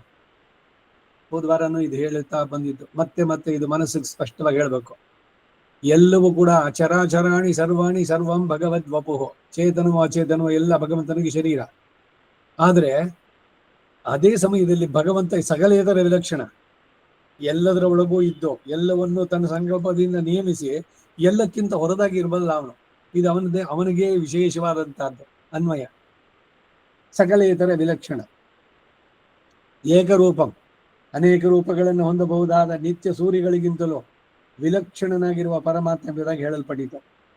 ತ್ರಿವಿಧ ಚೇತನಗಳೇನೋ, ತ್ರಿವಿಧ ಚೇತನ ಏನೋ, ಇವುಗಳಿಗಿಂತ ವಿಲಕ್ಷಣಾದ ಪರಮಾತ್ಮನನ್ನ ಶಾಸ್ತ್ರ ಮುಖೇನ ತಿಳಿದು, ಇಲ್ಲಿ ಶಾಸ್ತ್ರ ಅಂದ್ರೆ ವೇದಗಳಿಂದ ಶುರು ಮಾಡಿ ಶ್ರುತಿ ಸ್ಮೃತಿ ಇತಿಹಾಸ ಪುರಾಣ ಆಗಮ ದಿವ್ಯ ಪ್ರಬಂಧ ಸ್ತೋತ್ರ ಸಾಹಿತ್ಯ ಎಲ್ಲದರಲ್ಲೂ ಹೇಳೋದೇನು ಇದು ಶಾಸ್ತ್ರ ಮುಖೇನ ಜ್ಞಾನದಿಂದ ವಿವೇಕದಿಂದ ಸಿದ್ಧೋಪಾಯನನ್ನಾಗಿ ವರಿಸಿ ಸಾಧ್ಯೋಪಾಯದ ಮೂಲಕ ಸಾಕ್ಷಾತ್ಕರಿಸಿ ಅವನನ್ನ ಹೊಂದುವಂತ ಜ್ಞಾನವೇ ಜ್ಞಾನ ಅಂತ ಅನ್ನೋ ಪದಕ್ಕಿಷ್ಟೆಲ್ಲ ಅರ್ಥ. ಮಿಕ್ಕಿದ್ದೆಲ್ಲ ಅಜ್ಞಾನ ಎಂಬುದು ಈ ಅಮೋಘ ಶ್ಲೋಕದ ಭಾವ. ಬುದ್ಧಿರ್ಜ್ಞಾನಮ ಸಂಮೋಹ ಶ್ಲೋಕ ಜ್ಞಾಪಿಸ್ಕೊಳ್ಳಿ. ಮೂರನೇ ವಿಷಯ ಅಸಮ್ಮೋಹ ಅಂದರೆ ಪೂರ್ವಗೃಹೀತಾತ್ ರಜತಾತೆ, ಮೊದಲು ಗ್ರಹಿಸಲ್ಪಟ್ಟ ಬೆಳ್ಳಿಯೇ ಮೊದಲಾದವುಗಳಿಗಿಂತಲೂ ವಿಸಜಾತೀಯೇ ಶುಕ್ತಿಗಾದಿ ವಸ್ತುನಿ, ವ್ಯತ್ಯಸ್ತವಾದ ಮುತ್ತಿನ ಚಿಪ್ಪೆ ಮೊದಲಾದ ವಸ್ತುವಿನಲ್ಲಿ ಸಜಾತೀಯತಾ ಬುದ್ಧಿ ನಿವೃತ್ತಿ, ಒಂದೇ ಜಾತಿಯ ವಸ್ತು ಎಂಬ ಜ್ಞಾನದ ನಿವೃತ್ತಿ. ಶುಕ್ತಿ ರಜಸ ಇದು ಅಧ್ಯಾತ್ಮ ವೇದಾಂತದ ಇದರಲ್ಲಿ ಬೇಕಾದ್ರೆ ಬೆಳ್ಳಿ ಹಾಗೆ ಪಳಪಳ ಅಂತ ಹೊಳೆಯುತ್ತೆ, ಇದು ಬೆಳ್ಳಿನೇನೆ ಅಂತ ಅಂದ್ಬಿಟ್ಟು ಆಮೇಲೆ ತಗೊಂಡು ಅಯ್ಯೋ ಕಪ್ಪೆ ಚಿಪ್ಪ ಒಳ್ಳೆ ಬೆಳ್ಳಿ ತರನೇ ಕಾಣಿಸ್ತಲ್ಲ, ಆ ರೀತಿನಲ್ಲೇ ಅದು ಅಂತ ಅಂದ್ಬಿಟ್ಟು ಮೊದಲಿನ ಜ್ಞಾನ ಅದು ಬೆಳ್ಳಿ ಅಂತ ಅನ್ಕೊಂಡಿದ್ದು, ಆಮೇಲೆ ಸರಿಯಾಗಿ ನೋಡಿದ ಮೇಲೆ ತಿಳಿದದ್ದು ಇದು ಸಜಾತೀಯತಾ ಬುದ್ಧಿ ನಿವೃತ್ತಿ ಅಸಮ್ಮೋಹ ಅನ್ನೋ ಕೇಳಿದ್ದು. ಹಾಗೆ ಸಂಸಾರ, ಹೆಂಡತಿ, ಮಕ್ಕಳು, ಇವರು ಮೋಹ, ಇವರೆಲ್ಲ ನಮ್ಮನ್ನ ಮಾಡೋರು ಅಂತ ವಾಸ್ತವವಾಗಿ ಆಮೇಲೆ ಸರಿಯಾಗಿ ತಿಳ್ಕೊಂಡು ನೋಡಿದ್ರೆ ಇವರು ಯಾವತ್ತಿಂದ ನಮ್ಗೆ ಸಂಬಂಧ, ಈ ಜನ್ಮದ ಜೊತೆಗೆ ಈ ಶರೀರದ ಜೊತೆಗೆ, ಅದಕ್ಕಿಂದೆ ಅವರೇನಾಗಿದ್ರು ನಾವೇನಾಗಿದ್ವಿ. ಒಂದು ಜನ್ಮದಲ್ಲಿ ಒಬ್ಬರಿಗೆ ಸಾಲ ತಗೊಂಡು ಅವ್ರಿಗೆ ತೀರಿಸದೇ ಇದ್ರೆ ಮುಂದಕ್ಕೆ ಅವನ ಮಗನಾಗ್ಬಿಡ್ತಾನೆ ಅಂತ ಬಡ್ಡಿ ಸಮೇತ ಅವಾಗ ಇದು ತೆಗೆಸ್ಕೊಳ್ಳೋದಕ್ಕೆ ಅಂತ ಒಂದೊಂದು ಜನ್ಮಗಳು ಒಂದೊಂದೆಲ್ಲ ಕರ್ಮದ ಅವತಾರಗಳು ಅಂದ್ರು. ತಂದೆ ತಾಯಿ ಬಂಧು ಬಳಗ ಎಲ್ಲವೂ ಕೂಡ ಅಷ್ಟೆ. ಅದಕ್ಕೇನೆ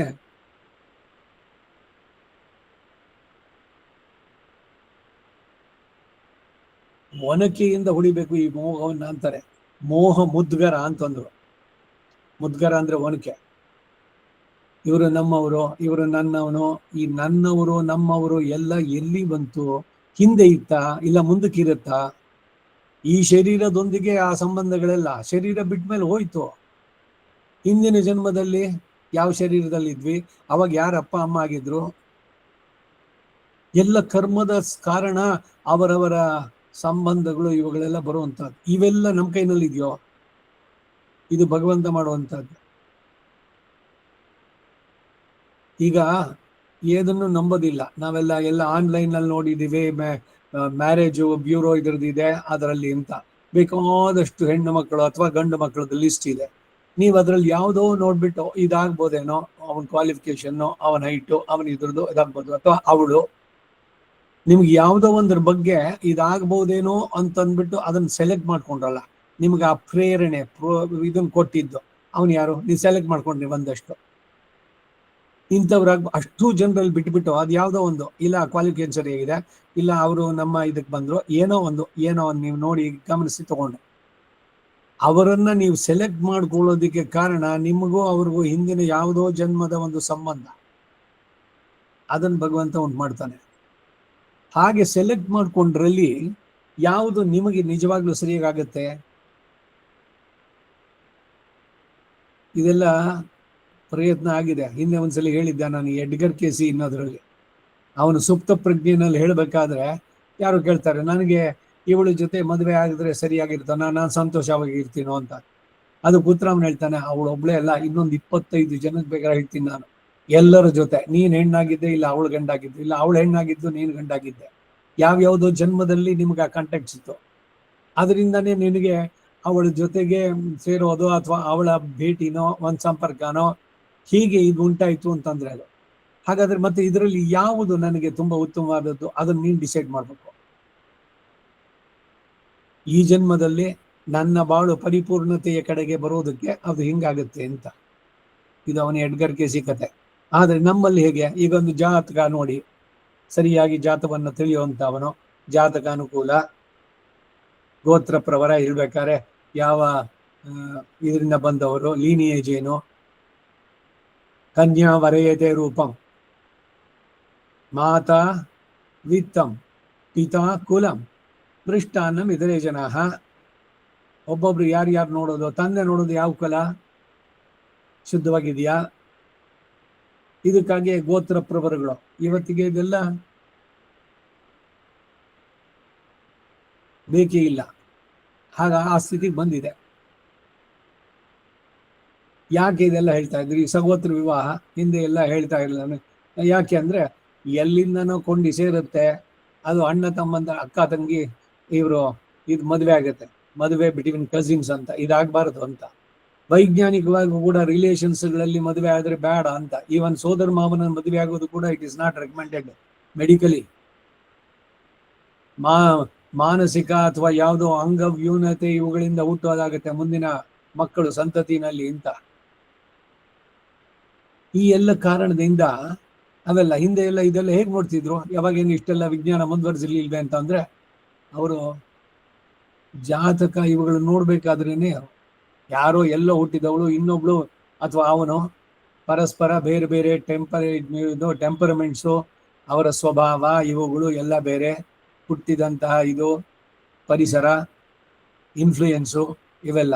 ಮತ್ತು ಇವರಿಬ್ಬರು ಜೊತೆಯಲ್ಲಿ ಕೈ ಹಿಡಿದ ಮೇಲೆ ಕಡೆ ಬಾಳಿನ ಕಡೆ ಉಸಿರಿರೋ ತನಕ ಅವ್ರ ಜೊತೆನಲ್ಲಿ ಇರಬೇಕು. ಅಡ್ಜಸ್ಟ್ಮೆಂಟ್ಸ್ ಎಲ್ಲ ಎಲ್ಲಿ ತನಕ ಆಗುತ್ತೆ? ಹೇಗಾಗುತ್ತೆ? ಈಗ ಇದರಲ್ಲಿ ಆನ್ಲೈನ್ ನಲ್ಲಿ ನೋಡಿ ಇದೆಲ್ಲ ಮಾಡ್ಕೊಳ್ಳೋ ಅಂತದ್ದು. ಇದಕ್ಕೆಲ್ಲ ಏನು ಅಂದ್ರೆ ಕುತರ್ಕ, ಇದು ವಿತಂಡವಾದ ಮಾಡೋವಂಥವ್ರು ಏನು, ಅವರೆಲ್ಲ ನೋಡಿಯೇ ಮಾಡಿದ್ರು, ಅಲ್ಲಿ ಬ್ರೇಕ್ ಆಗೋಯ್ತು, ಅವ್ರು ಡೈವರ್ಸ್ ಆಯ್ತು. ನೋಡಿ, ಇವ್ರು ಏನು ಮಾಡ್ಕೊಳ್ಳಿಲ್ಲ, ಬೇರೆ ಜಾತಿ, ಇವರು ಮದುವೆ ಮಾಡ್ಕೊಂಡ್ರು, ಮಕ್ಕಳು ಆಯ್ತು, ಮನೆ ಮಾಡಿದ್ರು, ಆಸ್ತಿ ಮಾಡಿದ್ರು, ಕಾರ್ ಇದೆ ಇಬ್ರಿಗೂ, ಇನ್ನೇನ್ ಬೇಕು? ಎಲ್ಲ ಬರೀ ಈ ಶರೀರ ಇಷ್ಟಕ್ಕೇನೆ ಸೀಮಿತವಾಗಿ ನೋಡಿದಾಗ ಅದು ತಪ್ಪಾಯ್ತು, ಇದು ಸರಿ ಅಂತ ಅನ್ನೋದು. ಆದ್ರೆ ಇದು ಜನ್ಮಕ್ಕೆ ಇದರದಕ್ಕೆ ಆತ್ಮದ ಲೆಕ್ಕನ ತಗೊಂಡಾಗ ಎಷ್ಟು ತನಕ ಹೋಗುತ್ತೆ? ಪತಂತಿ ಪಿತರೋ ಯೇಷಾಂ ಲುಪ್ತ ಪಿಂಡೋದಕ ಕ್ರಿಯಾ. ಅವನು ಅರ್ಜುನ ಮೋಹದಿಂದ ಕೃಷ್ಣನಿಗೆ ಹೇಳ್ತಾ ಬಂದ, ವರ್ಣ ವ್ಯವಸ್ಥೆ ಎಲ್ಲ ಜಾತಿ ಇದೋಯ್ತು ಅಂದ್ರೆ ಸಂಕರ ಉಂಟಾಗತ್ತೆ. ಸಂಕರೋ ನರಕ ಯೈವ ಕುಲಜ್ಞಾನ ಕುಲಸ್ಯ ಚ. ಮತ್ತಿದೆಲ್ಲ ಹೇಗೆ ಅಂದ್ರೆ ಜ್ಯೋತಿಷ್ಯದಲ್ಲಿ ಎಲ್ಲವನ್ನು ತಿಳಿತಾ ಇದ್ರು, ಹೇಗೆ ಒಬ್ರಿಗೊಬ್ಬರಿಗೆ ಅಡ್ಜಸ್ಟ್ಮೆಂಟ್. ಈಗ ಗಣಗಳು ಅಂತ ಅಂದ್ಬಿಟ್ಟು ಪಂಚಾಂಗದಲ್ಲಿ ನೋಡ್ಬಿಟ್ಟು ಇಷ್ಟು ಗಣ ಸೇರ್ತು, ಆಯ್ತು ಪಾಸು ಅಂತ ಅಂದ್ಬಿಟ್ಟು ಅನ್ಲಿಕ್ಕೆ ಆಗೋಲ್ಲ. ಎಲ್ಲವನ್ನ ಕೂಲಂಕುಷವಾಗಿ ನೋಡೋದಕ್ಕೆ ನಮ್ಮ ಜ್ಞಾನ ಅಷ್ಟು ಚೆನ್ನಾಗಿತ್ತು ಹಿಂದೆ. ರಾಜಾಪತ್ಯ ರೂಪ ವಿವಾಹ, ಎರಡು ಕಡೆನೂ ಹಿರಿಯರು ನೋಡಿ ಮಾಡಿದಂತಹ ಇದು.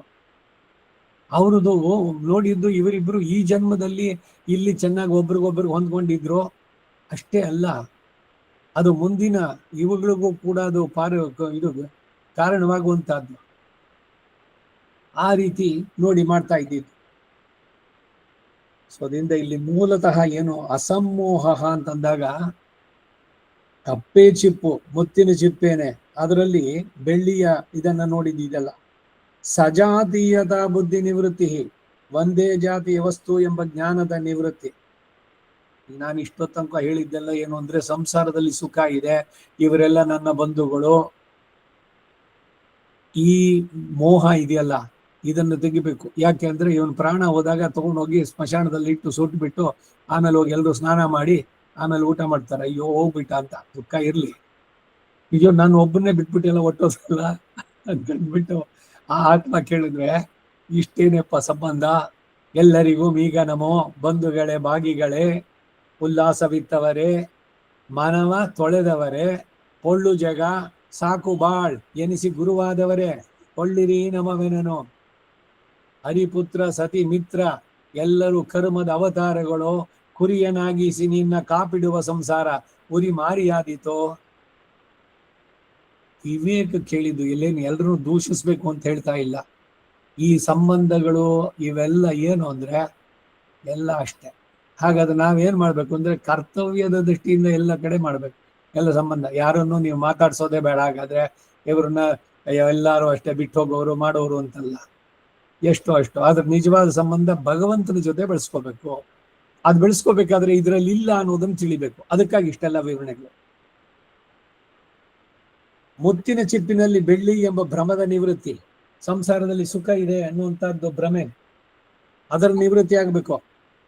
ಪರಮಾತ್ಮನು ಜಿದ ಚಿತ್ತಗಳಿಗಿಂತಲೂ ವಿಷಜಾತೀಯ, ಸಜಾತೀಯ ಎಂಬ ಭ್ರಮೆ ಅದಿಲ್ಲದೆ ಇರೋಣ. ಅಣುವಾಗಿ ಅನೀಶನಾಗಿ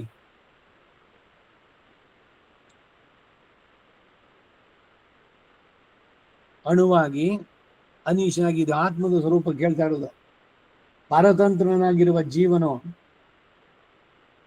ಪರತಂತ್ರ. ಇವನು ಸ್ವಾತಂತ್ರ್ಯ ಉಂಟಾ? ಎಷ್ಟು ಮಟ್ಟಿಗೆ ಸ್ವಾತಂತ್ರ್ಯ ಇದೆ? ಒಂದೊಂದೇ ವಿಷಯವನ್ನ ನೀವು ನೋಡಿದಾಗ, ಹಾಗಾದ್ರೆ ಸ್ವಾತಂತ್ರ್ಯವೇ ಇಲ್ವಾ? ಎಲ್ಲದನ್ನು ಭಗವಂತನೇ ಮಾಡ್ತಾನೋ? ಭಗವಂತ ಎಲ್ಲದನ್ನು ಮಾಡಲ್ಲ. ಯಾಕೆಂದ್ರೆ ಬುದ್ಧಿ ಕೊಟ್ಟಿದ್ದಾನೆ, ಶಾಸ್ತ್ರಜ್ಞಾನ ಇದೆ, ಬೇಕಾದ್ರೆ ತಿಳ್ಕೋಬಹುದು. ಯಾವುದು ಮಾಡಿದ್ರೆ ಏನಾಗುತ್ತೆ ಅನ್ನೋದ್ರ ವಿಷಯ ಅಲ್ಲಿ ತಿಳಿಸಿದ್ದಾನೆ. ಯಾವುದು ವಿಧಿ, ಯಾವುದು ನಿಷೇಧ ಅಂತ ಅದನ್ನ ತಿಳಿದು ಸೆಲೆಕ್ಟ್ ಮಾಡ್ಕೊಳ್ಳುವಂತ ಚಾಯ್ಸ್ ನಮಗೆ ಕೊಟ್ಬಿಟ್ಟ ಅವನು. ಬಹಳ ಬುದ್ಧಿವಂತ ಭಗವಂತ. ಅವನೇ ಸೆಲೆಕ್ಟ್ ಮಾಡಿ ಕೊಟ್ಟಿದ್ರೆ ಅವಾಗ ಅವನಿಗೆ ಬರೋದು ಎಲ್ಲದನ್ನು. ಅವನ ತಗೊಳ್ಳೋದೇ ಇಲ್ಲ. ನಿನಗೆ ವಿವೇಕ ಕೊಟ್ಟಿದ್ದೀನಿ, ನೀವು ಚೂಸ್ ಮಾಡು. ಎಲ್ಲ ಕಡೆನಲ್ಲೂ ಇದನ್ನು ನೋಡ್ಬೋದು ನೀವು. ನಿನಗೆ ತಿಳಿಸಿದ್ದಾಯ್ತು ಅರ್ಜುನ, ಈಗ ಯಥೇಚ್ಛಸಿ ತಥಾ ಕುರು, ನಿನಗೆ ಏನು ಇಚ್ಛೆ ಇದೆಯೋ ಆಗ ನಡ್ಸೋ. ಯುದ್ಧನೇ ಮಾಡು ಅಂತ ಹೇಳೋಲ್ಲ ನಾನು. ಇಲ್ಲ ಬಿಟ್ಬಿಟ್ಟು ನೀನು ಅವ್ನು ಹೇಳಿದೆಲ್ಲ ಎಲ್ಲ ಬಿಟ್ಬಿಟ್ಟು ನಾನು ಕಡೆಗೆ ಹೋಗ್ತೀನಿ, ಬೇಕಾದ್ರೆ ಅವರೇ ನನ್ನ ಕೊಂದ್ಬಿಡ್ಲಿ. ವಿಷಯವನ್ನು ತಿಳಿಸಿದೆ. ಚಾಯ್ಸು ನಿನಗೆ, ಡಿಸಿಷನ್ ಈಸ್ ಯುವರ್ಸ್. ಸೊ ನೀನು ವಿವೇಕದಿಂದ ವರ್ತಿಸಿ ಶಾಸ್ತ್ರಕ್ಕೆ ಅನುಗುಣವಾಗಿ ಮಾಡಿಕೊಂಡ್ರೆ ನೀನು ಉದ್ಧಾರ ಆಗ್ತೀಯ. ಅದಕ್ಕೆ ವಿರುದ್ಧವಾಗಿ ಹೋದ್ರೆ ಹಾಳಾಗ್ತೀಯ. ಎರಡಕ್ಕೂ ನೀನೇ ಹೊಣೆಗಾರನೇ ಹೊರತು ನಾನಲ್ಲ. ಎಲ್ಲ ಯಾವುದೇ ಕೆಲಸ ಮಾಡಬೇಕಾದ್ರೂ ಅಷ್ಟೆ. ಅದಕ್ಕೇನೆ ಇವಾಗ ಈ ನ್ಯಾಸ ದಶಕದಲ್ಲಿ ನ ಪ್ರವರ್ತಯ ಪಾಪಾನಿ ಪ್ರವೃತ್ತಾನಿ ನಿವೃತ್ತಯ ಭೋಕ್ತಾ ಭೋಗ್ಯಂ ಪ್ರೇರಿತಾರಂಚ ಮತ್ವ. ಪ್ರೇರೇಪಣೆ ಭಗವಂತನಿಂದನೇ ಬರುತ್ತೆ. ಒಂದು ಒಳ್ಳೆ ಕೆಲಸನೋ ಕೆಟ್ಟ ಕೆಲಸನೋ ಮಾಡೋದಕ್ಕೆ ಅಂತಂದ್ರೆ ಭಗವಂತ ಕೆಟ್ಟ ಕೆಲಸದಲ್ಲಿ ಯಾಕೆ ಇವನು ಪ್ರೇರೇಪಿಸ್ಬೇಕು? ಯಾಕೆಂದ್ರೆ ಇವನು ಮಾಡಿದ ಕರ್ಮ ಭಗವಂತನ ಆಜ್ಞಾ ತಿಲಂಗನ, ಸಾತ್ವಿಕ ಬಿಟ್ಟು ರಾಜಸ ತಾಮಸ ಗಣಗಳ ಅಟ್ಟಹಾಸ, ಅದು ಇವನನ್ನ ಆ ಕಡೆಗೆ ಎಳೀತು. ವಿಷಯೇಶು ಇಂದ್ರಿಯ ಬದುಕು ಜಟಗಾ ಬಂಡಿ ವಿಧಿ ಅದರ ಸಾಹೇಬ. ಕಠೋಪನಿಷತ್ನಲ್ಲಿ ಆತ್ಮಾನಂ ರಥಿನಂ ವಿದ್ಧಿ ಶರೀರಂ ರಥಮೇವ ಚ ಇಂದ್ರಿಯಾಣಿ ಹಯಾನ ಹೋಹೋ. ಮನಸ್ಸು ಲಗಾಮು ಇಲ್ದಿದ್ರೆ ಏನಾಗುತ್ತೆ? ಕುದುರೆ ಗಾಡಿಯನ್ನು ಓಡಿಸೋನು ಅದರ ಲಗಾಮ್ ಕೈನಲ್ಲಿ ಇಟ್ಕೊಂಡು ಸರಿಯಾಗಿ, ಅದಕ್ಕೆ ಎರಡು ಕಡೆನೂ ಕಣ್ಣಿಗೆ ಪಟ್ಟಿ ಕಟ್ಟಿರೋದು ಯಾಕೆ? ನೇರವಾಗಿ ನೋಡ್ಲಿ ಅಂತ. ಆ ಕಡೆ ಈ ಕಡೆ ನೋಡಿದ್ರೆ ಎಳ್ಕೊಂಡು ಹೋಗ್ಬಿಡುತ್ತೆ. ಹಾಗೆ ಈ ಜೀವನದಲ್ಲಿ ಈ ವಿಧಿ ನಿಷೇಧಗಳು, ನಿಯಮಗಳು, ಡಿಸಿಪ್ಲಿನು ಇವೆಲ್ಲ ಯಾಕೆ ಬೇಕು ಅಂತಂದ್ರೆ ಆತ್ಮದ ಸರಿಯಾದ ಮಾರ್ಗದಲ್ಲಿ ಹೋಗ್ಬೇಕು. ಶರೀರದಿಂದ ಇದಾಗ್ಬೇಕಾದ್ರೆ ಅನರ್ಥಗಳಿಗೆ ನಾವು ಎಡೆಗೊಡೆ ಆಗ್ಬಾರ್ದು. ಋಷಿಕೇಶನನ್ನ ನೆನೆಸಿ ಇಂದ್ರಿಯಗಳ ನಿಗ್ರಹ ನನಗಾಗೋಲ್ಲ, ನಾನೇ ನಡೆಸ್ತೀನಿ ಅನ್ನೋದಕ್ಕಿಲ್ಲ. ನಿನ್ನ ಕೃಪೆ ಇರಲಿ, ನೀನು ಪ್ರೇರೇಪಿಸು. ನ ಪ್ರವರ್ತಯ ಪಾಪಾನಿ ಪ್ರವೃತ್ತಾನಿ ನಿವೃತ್ತಯ. ನಿವೃತ್ತಿಯಲ್ಲಿ ನನ್ನ ಪ್ರವೃತ್ತಿ ಉಂಟಾಗುವಂತೆ ನೀನು ಅನುಗ್ರಹಿಸು. ಇದು ಭಗವಂತನಲ್ಲಿ ಪ್ರಾರ್ಥನೆ. ಪೂರ್ಣವಾಗಿ ಇದು ಸಮಂಜಸವಾದದ್ದು. ಬರೀ ನಾನೇ ಮಾಡ್ತೀನಿ ಅಂತಿಲ್ಲ. ಆ ರೀತಿಯಲ್ಲಿ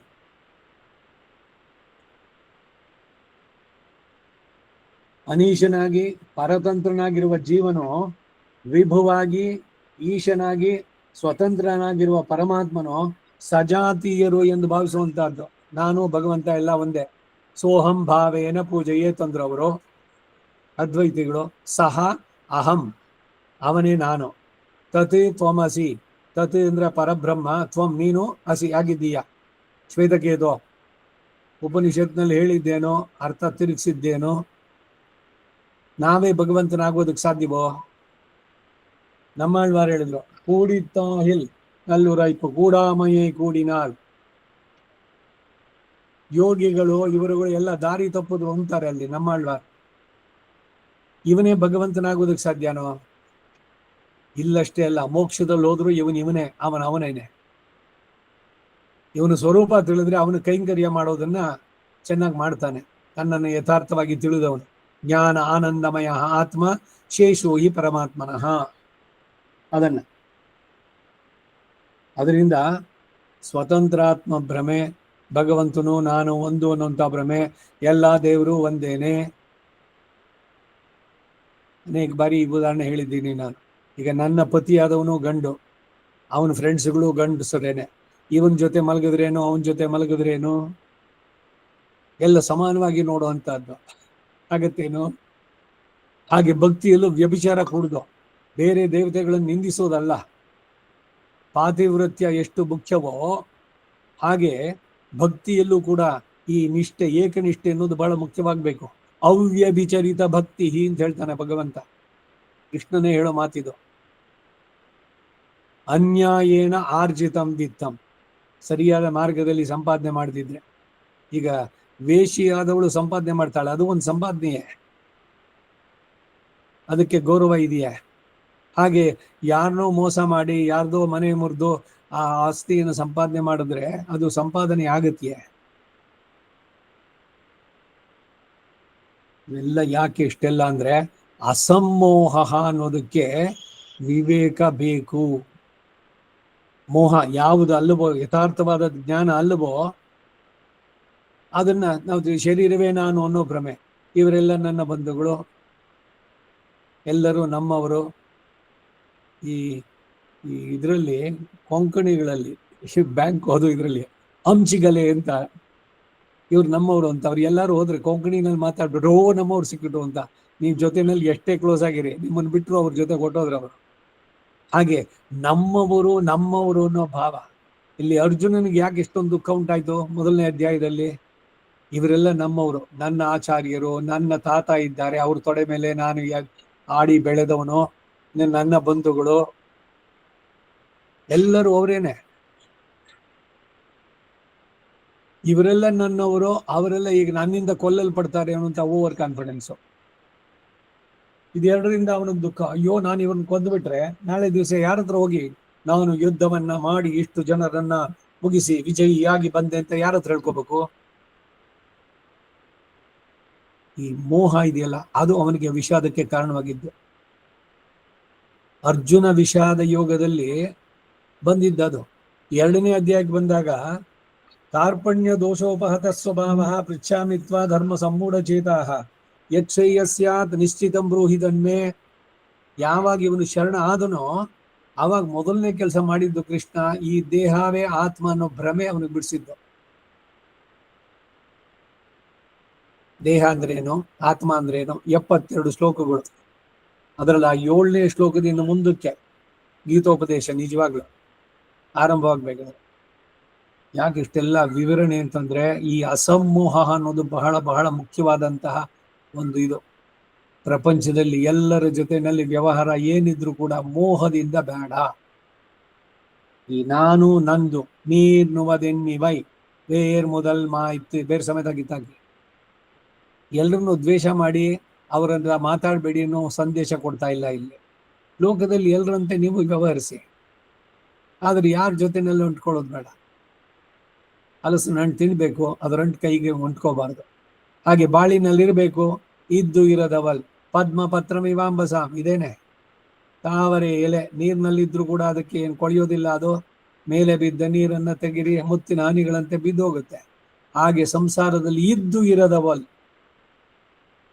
ಇದನ್ನ ನಾವು ಪಾಲಿಸಿಕೊಂಡ್ರೆ, ರೂಢಿಸಿಕೊಂಡ್ರೆ ನಮ್ಮ ಜೀವನ ಸಕ್ಸಸ್ಸು. ಹಾಗೆ ಎಲ್ಲ ಸಂಬಂಧಗಳನ್ನು ಮಾನ್ಯ ಮಾಡುವಂಥದ್ದು, ಕರ್ತವ್ಯದ ದೃಷ್ಟಿಯಿಂದ ಅಷ್ಟೇ. ಯಾರಿಂದ ಏನನ್ನು ಎಕ್ಸ್ಪೆಕ್ಟ್ ಮಾಡೋದು ಬೇಡ. ನಾಳೆ ದಿವಸ ಅವನೇನೋ ಮಾಡ್ತಾನೆ, ಮಗನೋ ಅಥವಾ ಹೆಂಡ್ತಿನೋ ಅಥವಾ ಗಂಡನೋ, ಎಲ್ಲ ಸಂಬಂಧಗಳು ಅಷ್ಟೆ. ಅಸಮ್ಮೋಹ. 4ನೇ ವಿಷಯಕ್ಕೆ ಬರೋಣ. ಕ್ಷಮ ಅಂದರೆ ಮನೋವಿಕಾರ ಹೇತು ಸತ್ಯಪಿ, ಮನಸ್ಸಿಗೆ ವಿಕಾರ ಉಂಟಾಗುವುದಕ್ಕೆ ಅಂದ್ರೆ ಕ್ರೋಧ ಉಂಟಾಗುವುದಕ್ಕೆ ಕಾರಣ ಇದ್ರೂ ಕೂಡ ಅವಿಕೃತ ಮನಸ್ತ್ವಂ, ಹಾಗೆ ವಿಕಾರ ಹೊಂದದೆ ಅದನ್ನು ಸಹಿಸಿಕೊಳ್ಳುವಂತಹ ಮನೋಭಾವ. ನೋಡಿ, ನಾನು ಬಹಳ ಶಾರ್ಟ್ ಟೆಂಪರ್ಡು, ನನಗೆ ಸ್ವಲ್ಪಕ್ಕೂ ತುಂಬಾ ಕೋಪ ಬಂದ್ಬಿಡುತ್ತೆ. ನನ್ಗೇನಾರು ಅವ್ರು ಈ ಜಾಗದಲ್ಲಿ ಇಡೋದು ಅಲ್ಲ ಇಟ್ಬಿಟ್ರೆ ನನಗೆ ಕೋಪ ಬಂದ್ಬಿಡುತ್ತೆ.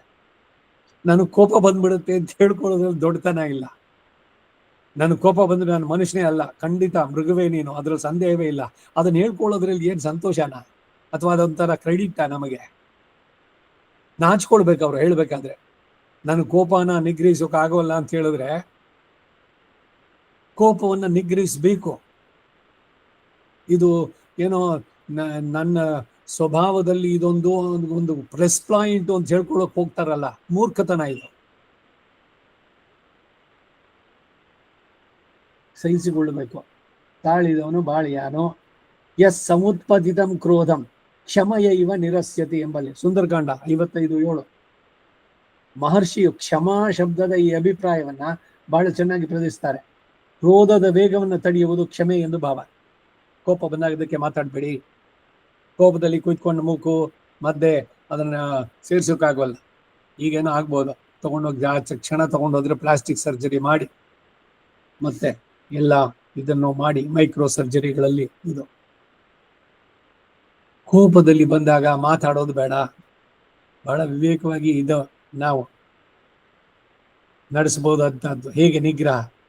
ಮನ್ಯುರಕಾರಶೀತ್ ಮನ್ಯುಕ್ಕರೋತಿ ನಾಹಂಕರೋಮಿ ಮನ್ಯುಕ್ಕರ್ತ ನಾಹಂಕರ್ತ ಮನ್ಯುಕ್ಕಾರಯಿತ ನಾಹಂಕಾರಯಿತ ಏಷತೆ ಮನ್ಯು ಮನ್ಯುವೇ ಸ್ವಾಹ. ಕಾಮೋಕಾರಶೀತ್ ಕಾಮಕ್ಕರೋತಿ ನಾಹಂಕರೋಮಿ. ಇಷ್ಟು ಮುಖ್ಯವಾದದ್ದು ಈ ಜಪ ಅಂತ.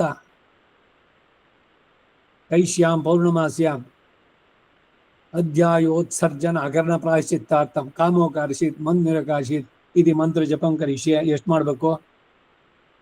1 ವರ್ಷದಲ್ಲಿ 1 ಸಲ ಮಾಡ್ತಾ ಕೂತಿರೋದು. 1,000 ಆನೆ ಹೊಡಬೇಕು, ಅದ್ರಲ್ಲಿ ಚೌಕಾಸಿ ಮಾಡಕ್ ಹೋಗ್ಬಾರ್ದು. ನಿಮಗೆ ಅದು ನಾಶ ಅಷ್ಟೇ.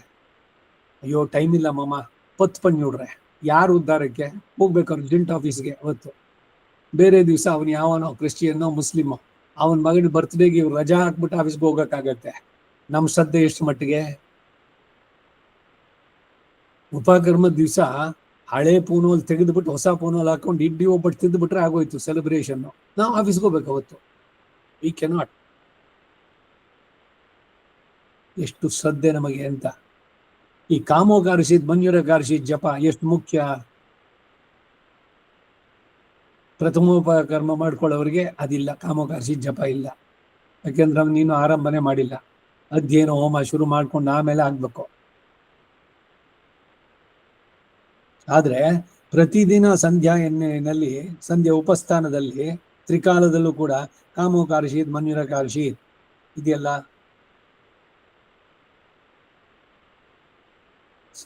ಸಾರಾಂಶ ಇಷ್ಟು. ಪ್ರತಿದಿನ ಪ್ರತಿ ಕ್ಷಣ ಇವುಗಳನ್ನು ನಿಗ್ರಹಿಸುವಂತ ಶಕ್ತಿಯನ್ನ ಭಗವಂತ ನಮ್ಗೆ ಕೊಡ್ಲಿ. We should be cautious about this. ಬಹಳ ಎಚ್ಚರಿಕೆಯಿಂದ ಇರಬೇಕು. ಯಾರನ್ನು ಕಾಯ ವಾಚ ಮನಸ ಅವರನ್ನು ಗಾದಿಸೋದು ಬೇಡ. ಸರ್ವೇ ಭದ್ರಾಣಿ ಪಶ್ಯಂತು ಮಾ ಕಶ್ಚಿತ್ ದುಃಖ ಭಾಗ್ ಭವೇತೆ. ಇನ್ನೊಬ್ಬರ ದುಃಖಕ್ಕೆ ನಾನು ಕಾರಣವಾಗದಿರಲಿ. ನೀವು ದುಃಖಕ್ಕೆ ಕಾರಣವಾಗೋದು ಯಾವಾಗ? ಏನೋ ಪಟ್ ಅಂತ ಹೇಳ್ಬಿಡೋದು, ಇಲ್ಲ ಇನ್ನೇನೋ ಅವ್ರಿಗೆ ಇಷ್ಟು ಇಲ್ಲದ ಕೆಲಸ ಮಾಡೋದು. ತ್ರಿಕರಣಗಳಲ್ಲಿ ಸೊ ಕರ್ಣಗಳನ್ನ ಇದು ಮಾಡ್ಬೇಕಾದ್ರೆ ಈ ಅರಿಷಡ್ವರ್ಗಗಳು ಕಾಮ ಕ್ರೋಧ ಲೋಭ ಮದ ಮಾತ್ಸರ್ಯ ಮೋಹ ಅಸಮೋಹ ಅನ್ನೋದ್ರಲ್ಲಿ ನೋಡಿ ಒಂದೊಂದಕ್ಕೂ ಬರುವಂತಹದ್ದು. ಕ್ರೋಧ ಯಾವಾಗ? ನಾವು ಬಯಸಿದ್ದನ್ನ ನಮಗೆ ಸಿಗದೇ ಇದ್ದಾಗ. ಅದಕ್ಕೆ ಯಾರು ಅಡ್ಡಿ ಮಾಡ್ತಾರೋ ಅವ್ರ ಮೇಲೆ ಕ್ರೋಧ. ಕೋಪ ಬರೋದು ಯಾಕೆ ಬರುತ್ತೆ ಕೋಪ? ಕೋಪ ಬಂದಾಗ ಏನಾಗತ್ತೆ?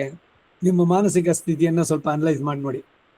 ಮುಖದಲ್ಲಿ ಸುಮಾರು 100 ನರಮಂಡಲದ ನರಗಳು ಬಿಗಿತಗೊಳ್ಳುತ್ತಂತೆ. ಆಮೇಲೆ ಕೋಪ ಬಂದಾಗ ಏನು ಆವೇಶ ಬಂದಂತೆ ಆ ಶಕ್ತಿಯಿಂದ ಎತ್ತಿ ಒಬ್ಬನು ಹೊಡೆದಿದ್ದೋ ಏನೋ ಮಾಡಿದ್ದೋ ಅಷ್ಟು ಜೋರಾಗಿ ಏಟ್ ಬೀಳುತ್ತೆ. ಅವರಿಂದ ಎಕ್ಸ್ಪೆಕ್ಟೇ ಮಾಡಿರ್ಲಿಲ್ಲ. ಏನು ಸ್ವಲ್ಪ ನರಪೇತಲ್ ತರ ಇದ್ರು, ಅವರಿಂದ ಇಂಥದ್ದೇ. ಆದ್ರೆ ಕೋಪ ಬಂದಾಗ ಎಲ್ಲಿಂದ ಬಂತು ಆ ಶಕ್ತಿ? ಸರಿ ಹೊಡೆದ್ರು, ಎಲ್ಲ ಆಯ್ತು, ಕೋಪದ್ದೆಲ್ಲ ಆಯ್ತು. ಆಮೇಲೆ ಅವರು ಬಿಟ್ಬಿಡಿ, ಯಾರು ಹೊಡೆಸ್ಕೊಂಡ್ರು ಅವ್ರನ್ನ. ಇವರ ಮನಸ್ಸಿನ ಸ್ಥಿತಿಯನ್ನ ನೋಡಿ. ಕೋಪ ಬಂದ ಮೇಲೆ ಏನು ಅಂತಂದ್ರೆ ಎಲ್ಲವನ್ನು ಕಳ್ಕೊಂಡಂತೆ. ಮಾನಸಿಕವಾಗಿ ಒಂದು ರೀತಿ ಬ್ಯಾಂಕ್ರಪ್ಸಿ, ಎಲ್ಲವನ್ನು ಕಳ್ಕೊಂಡಂತಹ ಒಂದು ಭಾವ. ಎಷ್ಟು ಮನಸ್ಸಿಗೆ ವಿಷಾದದ ಇದು ಅಂತಂದ್ರೆ. ಆಮೇಲೆ ಪಶ್ಚಾತ್ತಾಪ, ಆಮೇಲೆ ಬರುವಂತ ತಾಪ, ಅಯ್ಯೋ ನಾನು ಕೋಪದಲ್ಲಿ ಇದು ಮಾಡಿಬಿಟ್ಟೆ, ನಾನು ಮಾಡಬಾರ್ದಾಗಿತ್ತು. ಆಮೇಲೆ ಏನು, ಕೋಟೆ ಎಲ್ಲ ಕೊಳ್ಳೆ ಹೊಡೆದ ಮೇಲೆ ಆಮೇಲೆ ಕೋಟೆ ಬಾಗಿಲು ಹಾಕಿದ್ರು ಅಂತ. ಮೊದಲೇ ಎಚ್ಚರಿಕೆಯಿಂದಿರಬೇಕು ನಿಮಗೆ ಕೋಪ ಬಂದಾಗ. ಆಮೇಲೆ ಅಯ್ಯೋ ನಾನು ಸಾರಿ ರೀ, ನಿಮಗೆ ಕೋಪದಲ್ಲಿ ನಾನು ಏನೋ ಅಂದ್ಬಿಟ್ಟೆ, ನೀವು ಎಷ್ಟೇ ಸಾರಿ ಹೇಳಿದ್ರು ಕೂಡ ನೀವು ಮಾಡಿದ ಆಘಾತ ಇದೆಯಲ್ಲ ಅದನ್ನ ಅವ್ರು ಮರೀತಾರ? ಈಗ ಮಹಾಭಾರತದಲ್ಲಿ ಈಗ 2 ವಾರದ ಹಿಂದೆ ಬಂದಾಗ ಧರ್ಮರಾಜನನ್ನ ಅರ್ಜುನ ಬೈದಿದ್ದು. ಧರ್ಮರಾಜ, ನಾನು ಪ್ರಾಣ ಕಳ್ಕೊಳ್ತೀನಿ, ನಾನು ಕಾಡ್ಗೆ ಹೋಗ್ತೀನಿ, ನೀನು ಭೀಮನೆ ಇಟ್ಕೊಳ್ಳಿ, ಹೌದು ನೀನು ಹೇಳ್ದಂತೆ ನಾನು ಮಾಡಿದ ತಪ್ಪು, ಜೂಜಿನಲ್ಲಿ ನನಗಿದ್ ಬಂತು, ಹಾಗೆ ಹೀಗೆ ಅಂತ ಇಬ್ರು ಪರಸ್ಪರ ಇವರಿಬ್ಬರನ್ನ ಸಮಾಧಾನ ಮಾಡಕ್ಕೆ ಅಲ್ಲಿದ್ದ ಕೃಷ್ಣ. ನಮಗೆ ಹೀಗೆ ಕೋಪ ಬಂದಾಗ ಯಾವ್ರ ಮೇಲೋ ಇದ್ ಮಾಡ್ಬೇಕಾದ್ರೆ ಯಾರಿದ್ದಾನೆ, ಕೃಷ್ಣ ಇದ್ದಾನ ನಮ್ಮ ಜೊತೆಗೆ ಅಂತಂದ್ರೆ ಬಾಯಿ ಮುಚ್ಕೊಂಡು ಸುಮ್ಮನೆ ಆ ಟೈಮ್ನಲ್ಲಿ ಕೋಪದ ಬಂದಾಗ ಮಾತಾಡ್ಬೇಡಿ, ಮೌನವಾಗಿರಿ, ಭಗವಂತನ ನೆನೆಸ್ಕೊಳ್ಳಿ, ಕೈಯನ್ನು ಎದೆ ಮೇಲೆ ಇಟ್ಕೊಳ್ಳಿ, ಒಳಗಡೆ ಇದ್ದಾನೆ ಭಗವಂತ, ಅವನ ಮಾರ್ಗದರ್ಶನ ಮಾಡ್ತಾನೆ. Control your anger. ಇದು ಯಾರು ಭಗವಂತ ಮಾಡ್ಬೇಕಾ, ಇಲ್ಲ ನಾವು ಮಾಡ್ಬೇಕಾ? ಹೀಗೆ ಗುಣಗಳು ಅವುಗಳ ಇದರಲ್ಲಿ ನಮ್ಮ ಮೇಲೆ ಬರುವಂತ ಇದ್ರದ್ದು ಅದ್ರ ಮೇಲೆ ಬರುವಂತದ್ದು. ಹಾಗೆ ಕ್ಷಮೆ ಅನ್ನೋದು, ಕ್ರೋಧದ ವೇಗವನ್ನು ತಡೆಯುವುದು ಕ್ಷಮೆಯನ್ನ ಭಾವ. ಚಕ್ರಕ್ಕೆ ಬರೀ ಮರದ ತಡೆಯನ್ನು ಕಟ್ಟಿದ ಹಾಗೆ ಎಂದು ಭಾವಿಸ್ತಕ್ಕದ್ದು, ಅಥವಾ ಮೋಟಾರ್ ವೇಗವನ್ನು ತಡೆಯೋದಕ್ಕೆ ಬ್ರೇಕ್ ಅನ್ನು ಹಾಕಿದ ಹಾಗೆ. ಆದರೆ ಕ್ರೋಧಕ್ಕೆ ಕಾರಣ ಇದ್ರೂ ಕೂಡ ಕ್ರೋಧ ವ್ಯಾಪಾರ ಉಂಟಾಗದಿರುವುದು ಹೇಗೆ ಎಂದು ಆಕ್ಷೇಪಿಸಬಹುದು. ಅದಕ್ಕೆ ಪ್ರತಿಬಂಧಕ ಇಲ್ಲದಿದ್ರೆ ಕೋಪ ಉಂಟಾಗುವುದೇ ಸತ್ಯ. ಆದರೆ ಉರಿಯೋ ಜಲಗೆ ನೀರಿನ ಹಾಗೂ ಪ್ರವಹಿಸುವ ನೀರಿಗೆ ತಟ್ಟೆ ಹೇಗೋ ಹಾಗೆ ಕೋಪಕ್ಕೆ ಕ್ಷಮೆ ಪ್ರತಿಬಂಧಕ ಅಂದ್ರು. ಕೋಪವೆಂಬುದು ಅನರ್ಥ ಸಾಧನ, ಕೋಪವೇ ಸಂಸಾರ ಬಂಧನ. ಎಷ್ಟು ಕಡೆ ಬೇಕೋ ಎಲ್ಲ ಇದರಲ್ಲೂ ಇದೆ, ಭಾಷೆಗಳಲ್ಲೂ ಕೂಡ. ಕೋಪವನ್ನು ನಿಗ್ರಹಿಸಿ, ಯಾರು ನಿಗ್ರಹಿಸಬೇಕು? ಶರೀರದೊಳಗಿರೋ ಜೀವಾತ್ಮ. ಅವನದಕ್ಕೆ ಪ್ರಯತ್ನ ಪಟ್ಟರೆ ಭಗವಂತ ಅದಕ್ಕೆ ಪೂರಕನಾಗ್ತಾನೆ.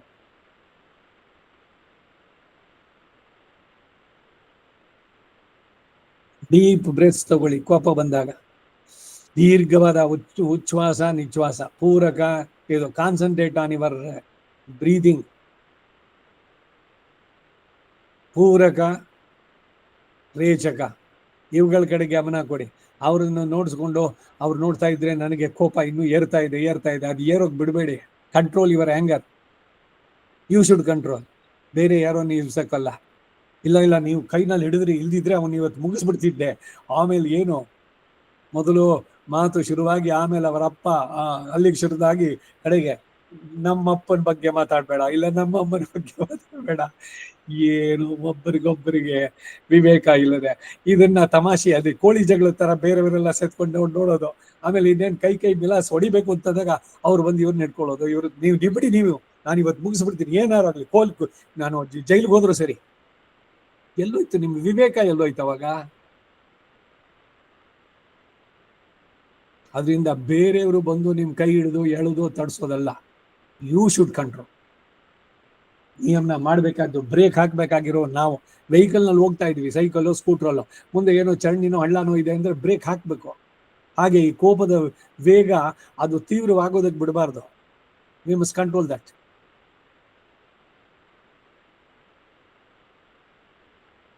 ಗೀತೆ 3ನೇ ಅಧ್ಯಾಯ 32ನೇ ಶ್ಲೋಕದಲ್ಲಿ ಮಹಾಶನೋ ಮಹಾಪಾಪ್ಮ ವಿದ್ಯೇನ ಮಿಹ ವೈರಿಣಂ ಅನ್ನೋದ್ರಲ್ಲಿ ಈ ಕ್ರೋಧವನ್ನು ನಿಂದಿಸಲ್ಪಟ್ಟಿದೆ. ಹಿಂದೆ ನೋಡಿ ಅಂದ್ರು 373ನೇ ಪುಟದಲ್ಲಿ. ಭಾರತದಲ್ಲಿ, ಮಹಾಭಾರತದಲ್ಲಿ ಕ್ರೋಧ ಮೂಲೋ ವಿನಾಶೋಹಿ ಎಂದು ಗ್ರಹಿಸಲ್ಪಟ್ಟಿದೆ. ಅದನ್ನ ನಿಂದಿಸಿರೋದು ಗರ್ಹಣ ಅಂತಂದ್ರೆ ಯಥಾಶಕ್ತಿ ನಿಗರ್ಹೇತ ಅಂತ ಒಂದು ಮಾತು, ಸೂತ್ರದ ಮಾತು. ಏನು ಅಂದ್ರೆ ಶಾಸ್ತ್ರಕ್ಕೆ ವಿರೋಧವಾಗಿ ಯಾರು ಹೇಳಿದ್ರೆ ಸುಮ್ಮನೆ ಬಿಡಬೇಡಿ, ಅವ್ರನ್ನ ಚೆನ್ನಾಗಿ ಬೈರಿ ಅಂತ. ಅಲ್ಲಿ ಗರ್ಹಣೆ ಅಂತಂದ್ರೆ ಯಥಾಶಕ್ತಿ ವಿಗರ್ಹೇತ, ಶಾಸ್ತ್ರವನ್ನ ನಿಂದಿಸುವವನ್ನ ಸುಮ್ಮನೆ ಬಿಡಬಾರ್ದು ಅಂತ. ಮನಪರ್ವದಲ್ಲಿ ಬರೋ ಮಾತಿದು, ಕ್ರೋಧ ಮೂಲ ವಿನಾಶೋಹಿ. ಭಗವದ್ಗೀತೆಯಲ್ಲಿ ಇವನು ಹೇಳ್ತಾನೆ, ಈ 3 ಇದೆಯಲ್ಲ, ಕಾಮ ಕ್ರೋಧ ಲೋಭ, ಈ 3 ಪ್ರಧಾನವಾಗಿ ನೀನು ಕಂಟ್ರೋಲ್ ಮಾಡೋದನ್ನ ಕಲಿಬೇಕು ಅರ್ಜುನ ಅಂತಾನೆ. ಅರ್ಜುನನಿಗೆ ಕೃಷ್ಣ ಹೇಳ್ಬೇಕಾದ್ರೆ ಆತ್ಮದ ಅವನತಿಗೆ ಈ 3 ದ್ವಾರಗಳಿಗೂ, ಅದರಿಂದ ಬಹಳ ಎಚ್ಚರದಿಂದಿರು. 5ನೇ ವಿಷಯ ಸತ್ಯಂ ಅಂದರೆ ಯಥಾದೃಷ್ಟ ವಿಷಯಂ ಭೂತಹಿತ ರೂಪ ವಚನಂ. ಹೇಗೆ ವಿಷಯವು ಪ್ರತ್ಯಕ್ಷಾದಿ ಪ್ರಮಾಣದಿಂದ ಕಾಣಲ್ಪಟ್ಟಿತೋ ಹಾಗೂ ಮತ್ತು ಪ್ರಾಣಿ ವರ್ಗಕ್ಕೆ ಹಿತಕರವಾಗಿರುವ ಹಾಗೂ ಇರುವ ಮಾತು ತದನುಗುಣ ಮನೋವೃತ್ತಿಯೇ ಅಭಿಪ್ರೇತ. ಇಂತಹ ಪ್ರಮಾಣ ದೃಷ್ಟವಾಗಿಯೋ ಪ್ರಾಣಿ ಹಿತಕರವಾಗಿರುವ ಮಾತಿಗೆ ಅನುಗುಣವಾದ ಮನಸ್ಸಿನ ಭಾವ ಇಲ್ಲಿ ಹೇಳಲ್ಪಟ್ಟಿದ್ದು. ಇದು ಸತ್ಯಾರ್ಥ. ಇದು ಹೇಳ್ಬೇಕಾದ್ರೆ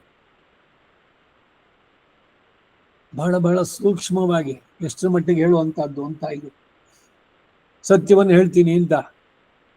ಹೇಳ್ತೀನಿ ಅಂತ ಒಂದು ಪ್ರಾಣಿ ಕೊಲ್ಲೋದಕ್ಕೆ ಅದರ ಇದಕ್ಕೆ ನಾವು ಕಾರಣವಾದ್ರದ್ದು ಸತ್ಯವಾಗೋದಿಲ್ಲ. ಅದು ಆ ಕಥೆ ಹಿಂದೆ ಹೇಳಿದ್ದು ನಿಮಗೆ ಜ್ಞಾಪಿದ್ರೆ, ಬೇಡ ಒಬ್ಬ ಸತ್ಯ ಹೇಳ್ತೀನಿ ಅಂತ ಕೂತಿದ್ದ ಕಾಡಿನಲ್ಲಿ ತಪಸ್ಸಿಗೆ. ಇಲ್ಲೊಂದು ಜಿಂಕೆ ಬಂತು, ನೋಡಿದ್ರೆ ಸ್ವಾಮಿಯಿಂದ ಅವನು, ನಾನು ಸತ್ಯವನ್ನೇ ಹೇಳ್ತೀನಿ ನೋಡು, ಅದು ಬಂದು ಆ ಪೊದೆನಲ್ಲಿ ಮುಚ್ಚಿಟ್ಕೊಂಡಿದೆ ಅಂತ ತೋರಿಸಿದ್ರೆ ಇವನು ಹೋಗಿ ಅದನ್ನು ಕೊಲ್ತಾನೆ. ಅದು ಸತ್ಯವಾಗುತ್ತೆಯೋ? ಸತ್ಯದ ಇದೇನು ಹಾಗಾದ್ರೆ ವ್ಯಾಖ್ಯೆ? ಇವನು ಸುಳ್ಳು ಹೇಳಲಿಲ್ಲ ಅಂತ. ಆದ್ರೆ ಸರ್ವ ಪ್ರಾಣಿಗಳಿಗೆ ಹಿತ ಆಗ್ಲಿ, ಪ್ರಾಣಿಗಳಿಗೆ ಹಿತವಾಯ್ತು ಅದು. ಇವನಿಂದ ಅವನು ತೋರಿಸ್ಕೊಟ್ಟಿದ್ದು, ಇಲ್ಲದೆ ಅದು ಬಚಾವಾಗೋದು. ಪ್ರಿಯಂ ಬ್ರೂಯಾತ್ ಸತ್ಯಂ ಬ್ರೂಯಾತ್ ನ ಬ್ರೂಯಾತ್ ಸತ್ಯಂ ಅಪ್ರಿಯಂ ಪ್ರಿಯಂಚ ನಾನೃತಂ ಬ್ರೂಯಾತ್ ಯೇಷ ಧರ್ಮ ಸನಾತನಃ. ಧರ್ಮದ ಬಗ್ಗೆ, ಇವುಗಳ ಬಗ್ಗೆ ಹೇಳಬೇಕಾದ್ರೆ ಬಹಳ ಬಹಳ ಎಚ್ಚರಿಕೆಯಿಂದ ಇರಬೇಕು. ಅಪ್ರಿಯವಾದ ಸತ್ಯವನ್ನು ನುಡಿಬೇಡ ಅಂತಿದೆ, ಇದು ಸಂದೇಶ ಅಲ್ಲಿ ಕೂಡ. ಹಾಗೆ ಸುಳ್ಳು ಹೇಳಿದ್ರೆ ಅವನಿಗೆ ಇಷ್ಟವಾಗತ್ತೆ ಅಂತ ಸುಳ್ಳನ್ನು ಹೇಳ್ಬೇಡ. ನಾನೃತಂ ವದೆಯತೆ, ಸುಳ್ಳನ್ನು ಹೇಳಲೇಬಾರದು. ಮಹಾಪಾಪಗಳಲ್ಲೊಂದು ಪಂಚಮಹಾ ಪಾತಕಗಳು: ಚಿನ್ನ ಕದಿಯೋದು, ಸ್ವರ್ಣಸ್ಥೇಯ, ಅನೃತ, ಭ್ರೂಣಹತ್ಯ, ಬ್ರಹ್ಮಹತ್ಯ, ಇವೆಲ್ಲ ಅಲ್ಲಿ ಸೇರುವಂತಹದ್ದು. ಸುಳ್ಳನ್ನು ಹೇಳಬಾರ್ದು, ಸತ್ಯವನ್ನು ಹೇಳಬೇಕು. ಆದ್ರೆ ಸತ್ಯ ಹೇಳೋದ್ರಿಂದ ಇನ್ನೊಬ್ಬರಿಗೆ ತೊಂದರೆ ಆಗುತ್ತೆ ಅಂದ್ರೆ ಹೇಳ್ಬೇಡ. ವಿದುರ ಈ ಮಾತನ್ನು ಹೇಳ್ತಾನೆ, 1000 ಸುಳ್ಳು ಹೇಳಿ ಮದುವೆ ಮಾಡು, ಇದು ಎಷ್ಟು ಮಟ್ಟಿಗೆ ಸರಿಯಾಗತ್ತೆ? ಪ್ರಾಣ ಇದು ಹೋಗುವಂತ ಸಮಯದಲ್ಲಿ ರತಿ ಸಂಪ್ರಯೋಗೆ, ಇವನು ಒಬ್ಬಳ ಜೊತೆ ರಮಿಸಬೇಕಾಗಿದೆ, ಅವಾಗ ಏನೇನೋ ಸುಳ್ಳು ಹೇಳಿದ್ರೆ ಪರವಾಗಿಲ್ಲ ಅನ್ನೋದು ಇದೆಯಲ್ಲ, ಈ ಮಾತು it is wrong. Satya Harishchandra ಒಂದು ಸುಳ್ಳು ಹೇಳಿದ್ರೆ ಸಾಕಾಗಿತ್ತು, ಅವನು ಯಾಕೆ ಅಷ್ಟೊಂದು ಕಷ್ಟಪಡಬೇಕಾಗಿತ್ತು? ಸತ್ಯಮೇವ ಜಯತೆ, ಸತ್ಯಂ ಧರ್ಮಂ ದಾನಂ ಇವೆಲ್ಲ ಪರಮಂ ವದಂತಿ ತಸ್ಮಾತ್. ಅದೇ ಬಹಳ ಮುಖ್ಯವಾದದ್ದು ಅಂತ ತೈತಿರಿಯ ಆರಣ್ಯಕದಲ್ಲಿ. ಇವೆಲ್ಲಕ್ಕಿಂತ ತಸ್ಮಾತ್ ನ್ಯಾಸಮೇಶ ಅತಿರಿಕ್ತ ಮಾಹು, ಆಮೇಲೆ ಬರೋದು ಸತ್ಯ. ಎಲ್ಲ ಇವುಗಳೆಲ್ಲ ನಾವು ರೂಢಿಸಿಕೊಳ್ಳೋದಷ್ಟೇ. ಇದೇನು ಸತ್ಯ ಅನ್ನೋದೇನು ಒಂದು ದ್ರವ್ಯನ ಇವನ ಬಿಹೇವಿಯರ್ನಲ್ಲಿ, ಬಾಳಿನಲ್ಲಿ ಬರಬೇಕಾದಂತಹದ್ದು ವ್ಯಾಲ್ಯೂಸ್.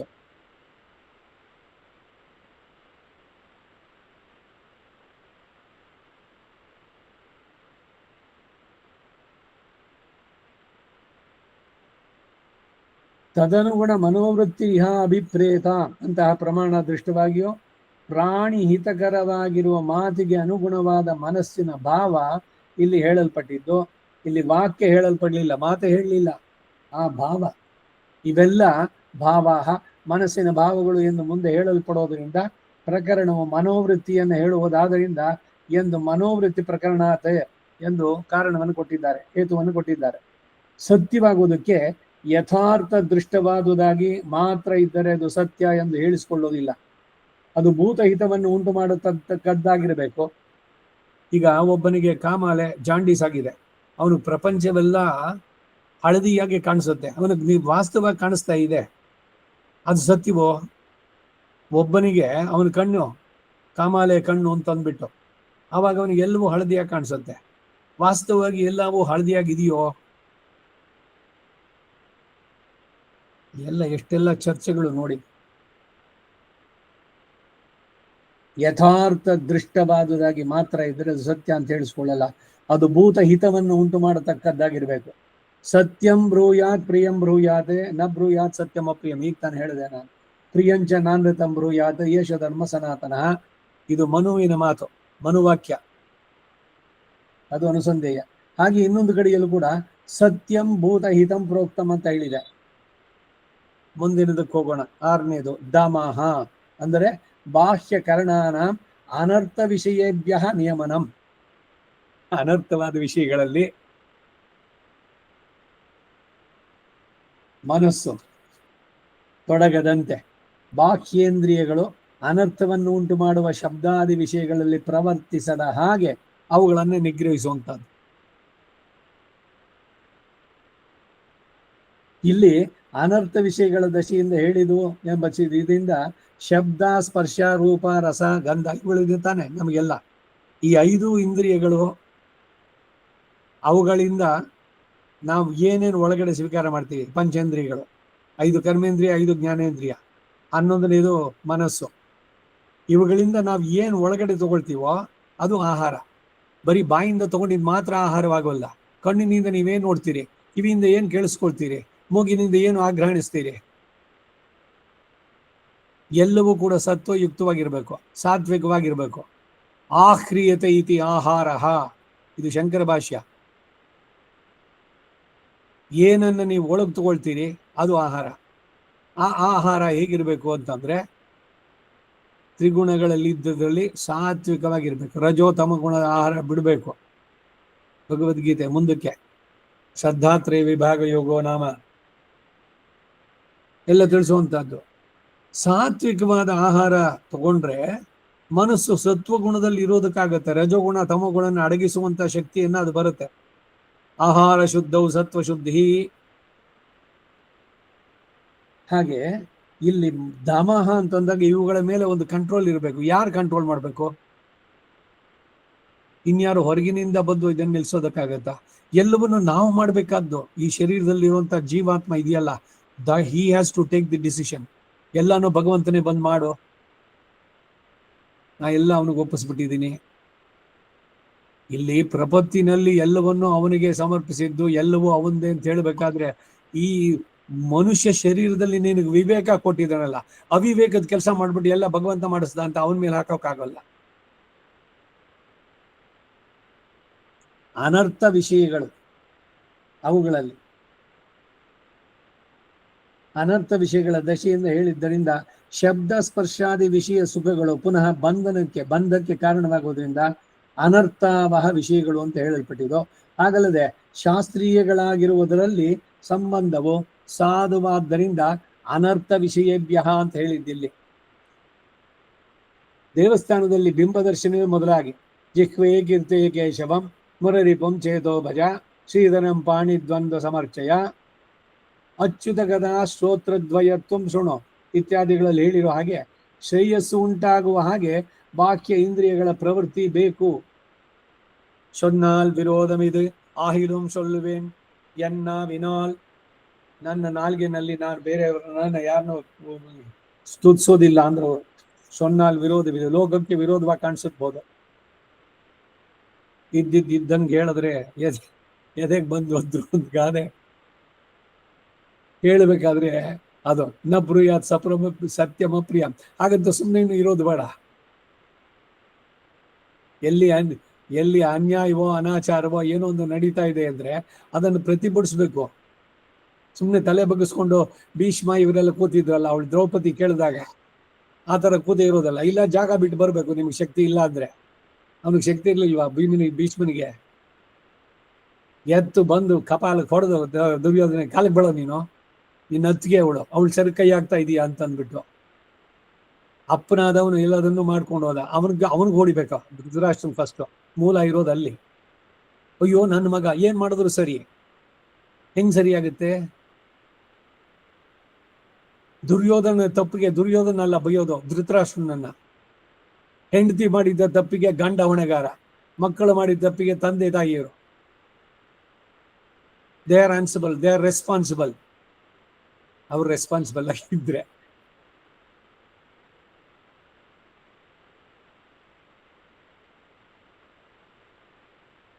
ಶ್ರೇಯಸ್ಸು ಉಂಟಾಗುವ ಹಾಗೆ ಬಾಹ್ಯೇಂದ್ರಿಯ ಪ್ರವೃತ್ತಿ ಬೇಕೇ ಬೇಕು ಎನ್ನುವುದು ಇಲ್ಲಿ ಬೋಧಿತವಾಯಿತು. ವಾಣಿ ಗುಣಾನುಕಥನೆ ಶ್ರವಣಂ ಕಥಾಯಾಂ ಹಸ್ತೌ ಚ ಕರ್ಮಸು ಮನಸ್ತವ ಪಾದಯೋಃ ನಃ ಸ್ಮೃತ್ಯಾಂ ಶಿರಸ್ತವ ನಿವಾಸ ಜಗತ್ ಪ್ರಣಾಮೇ ದೃಷ್ಟಿ ಸತಾಂಚ ದರ್ಶನೇಸ್ತು ಭವತ್ತನೂನ. ಭಾಗವತ 10:38 ಭಾಗವತದಲ್ಲಿ ಈ ಮಾತು, ಈ ಶ್ಲೋಕಾನುಸಂಧೇಯ.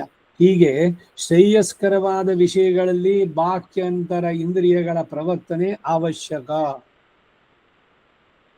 ಅವನ ಅಂಗಗಳನ್ನು ಒಂದೊಂದು ಕೊಟ್ಟಿದ್ದು ಅವನ ಕೈಂಕರ್ಯಕ್ಕೆ. ಜಿಹ್ವೆ ಕೀರ್ತಯ ಕೇಶವಂ, ನಾಲಿಗೆ ಇರುವುದು ಭಗವಂತನ ಕೊಂಡಾಡೋಕೆ, ಮತ್ತೊಬ್ಬನ ಬೈಯೋಕ್ಕಲ್ಲ. ಅದ್ಯಾವುದೋ ಒಂದು ಚಿತ್ರಗೀತೆ ಅವನು ರಾಜ್ಕುಮಾರ್ ಹಾಡಿದ್ದು ಏನೋ, ಭಗವಂತ ಕೈ ಕೊಟ್ಟ. ಯಾಕೆ? ಅವನನ್ನ ಕೊಂಡಾಡೋದಕ್ಕೆ, ಅರ್ಚಿಸೋದಕ್ಕೆ, ಇನ್ನೊಬ್ರು ನೋಡಿಯೋಕ್ಕಲ್ಲ. ಆದ್ದರಿಂದ ಅನರ್ಥ ವಿಷಯೇಭ್ಯ ಅನ್ನೋ ಪ್ರಯೋಗ ಇಲ್ಲಿ. ದಮಶಮ ಶಬ್ದಗಳಲ್ಲಿ ಒಂದರಿಂದಲೇ ಬಾಹ್ಯ ಅಂತರ್ಗಳು ಹೇಳಲ್ಪಡುವುದಾದ್ರೂ ಕೂಡ ಎರಡನ್ನು ವಿವೇಕಿಸಿ ಹೇಳುವುದಕ್ಕಾಗಿ ದಮಶಬ್ದಕ್ಕೆ ಬಾಹ್ಯ ಇಂದ್ರಿಯಗಳು ನಿಯಮ ಎಂದು, ಶಮಶಬ್ದಕ್ಕೆ ಅಂತರಿಂದ್ರಿಯವಾದಂತಹ ಮನಸ್ಸಿನ ನಿಗ್ರಹ ಅಂತ ಅರ್ಥ ಮಾಡಲ್ಪಟ್ಟಿದೆ. ಇದನ್ನು ಬೇಗ ಇನ್ನೊಂಚೂರು ವಿವರಿಸಿ ಹೇಳಬೇಕು ಅಂತಂದ್ರೆ, ಈಗ ಕಣ್ಣು ಬಾಹ್ಯ ಇಂದ್ರಿಯ. ಯಾವುದೋ ಸೀರಿಯಲ್ ನೋಡ್ತಾ ಇದ್ದೀರಿ, ದಿವಸಾಲು ಅರ್ಧ ಗಂಟೆ, ಅದು ಎಷ್ಟು 800 ಎಪಿಸೋಡುಗಳು. 800 ಎಪಿಸೋಡ್ ಅಂದರೆ ಅರ್ಧ ಗಂಟೆ ಅಂದರೆ 400 ಗಂಟೆಗಳಾಯಿತು. ಆ 400 ಗಂಟೆಗಳಿಂದ ನಿಮಗೆ ಆತ್ಮದ ಉದ್ಧಾರಕ್ಕೆ ಏನಾರಾಗುತ್ತೋ?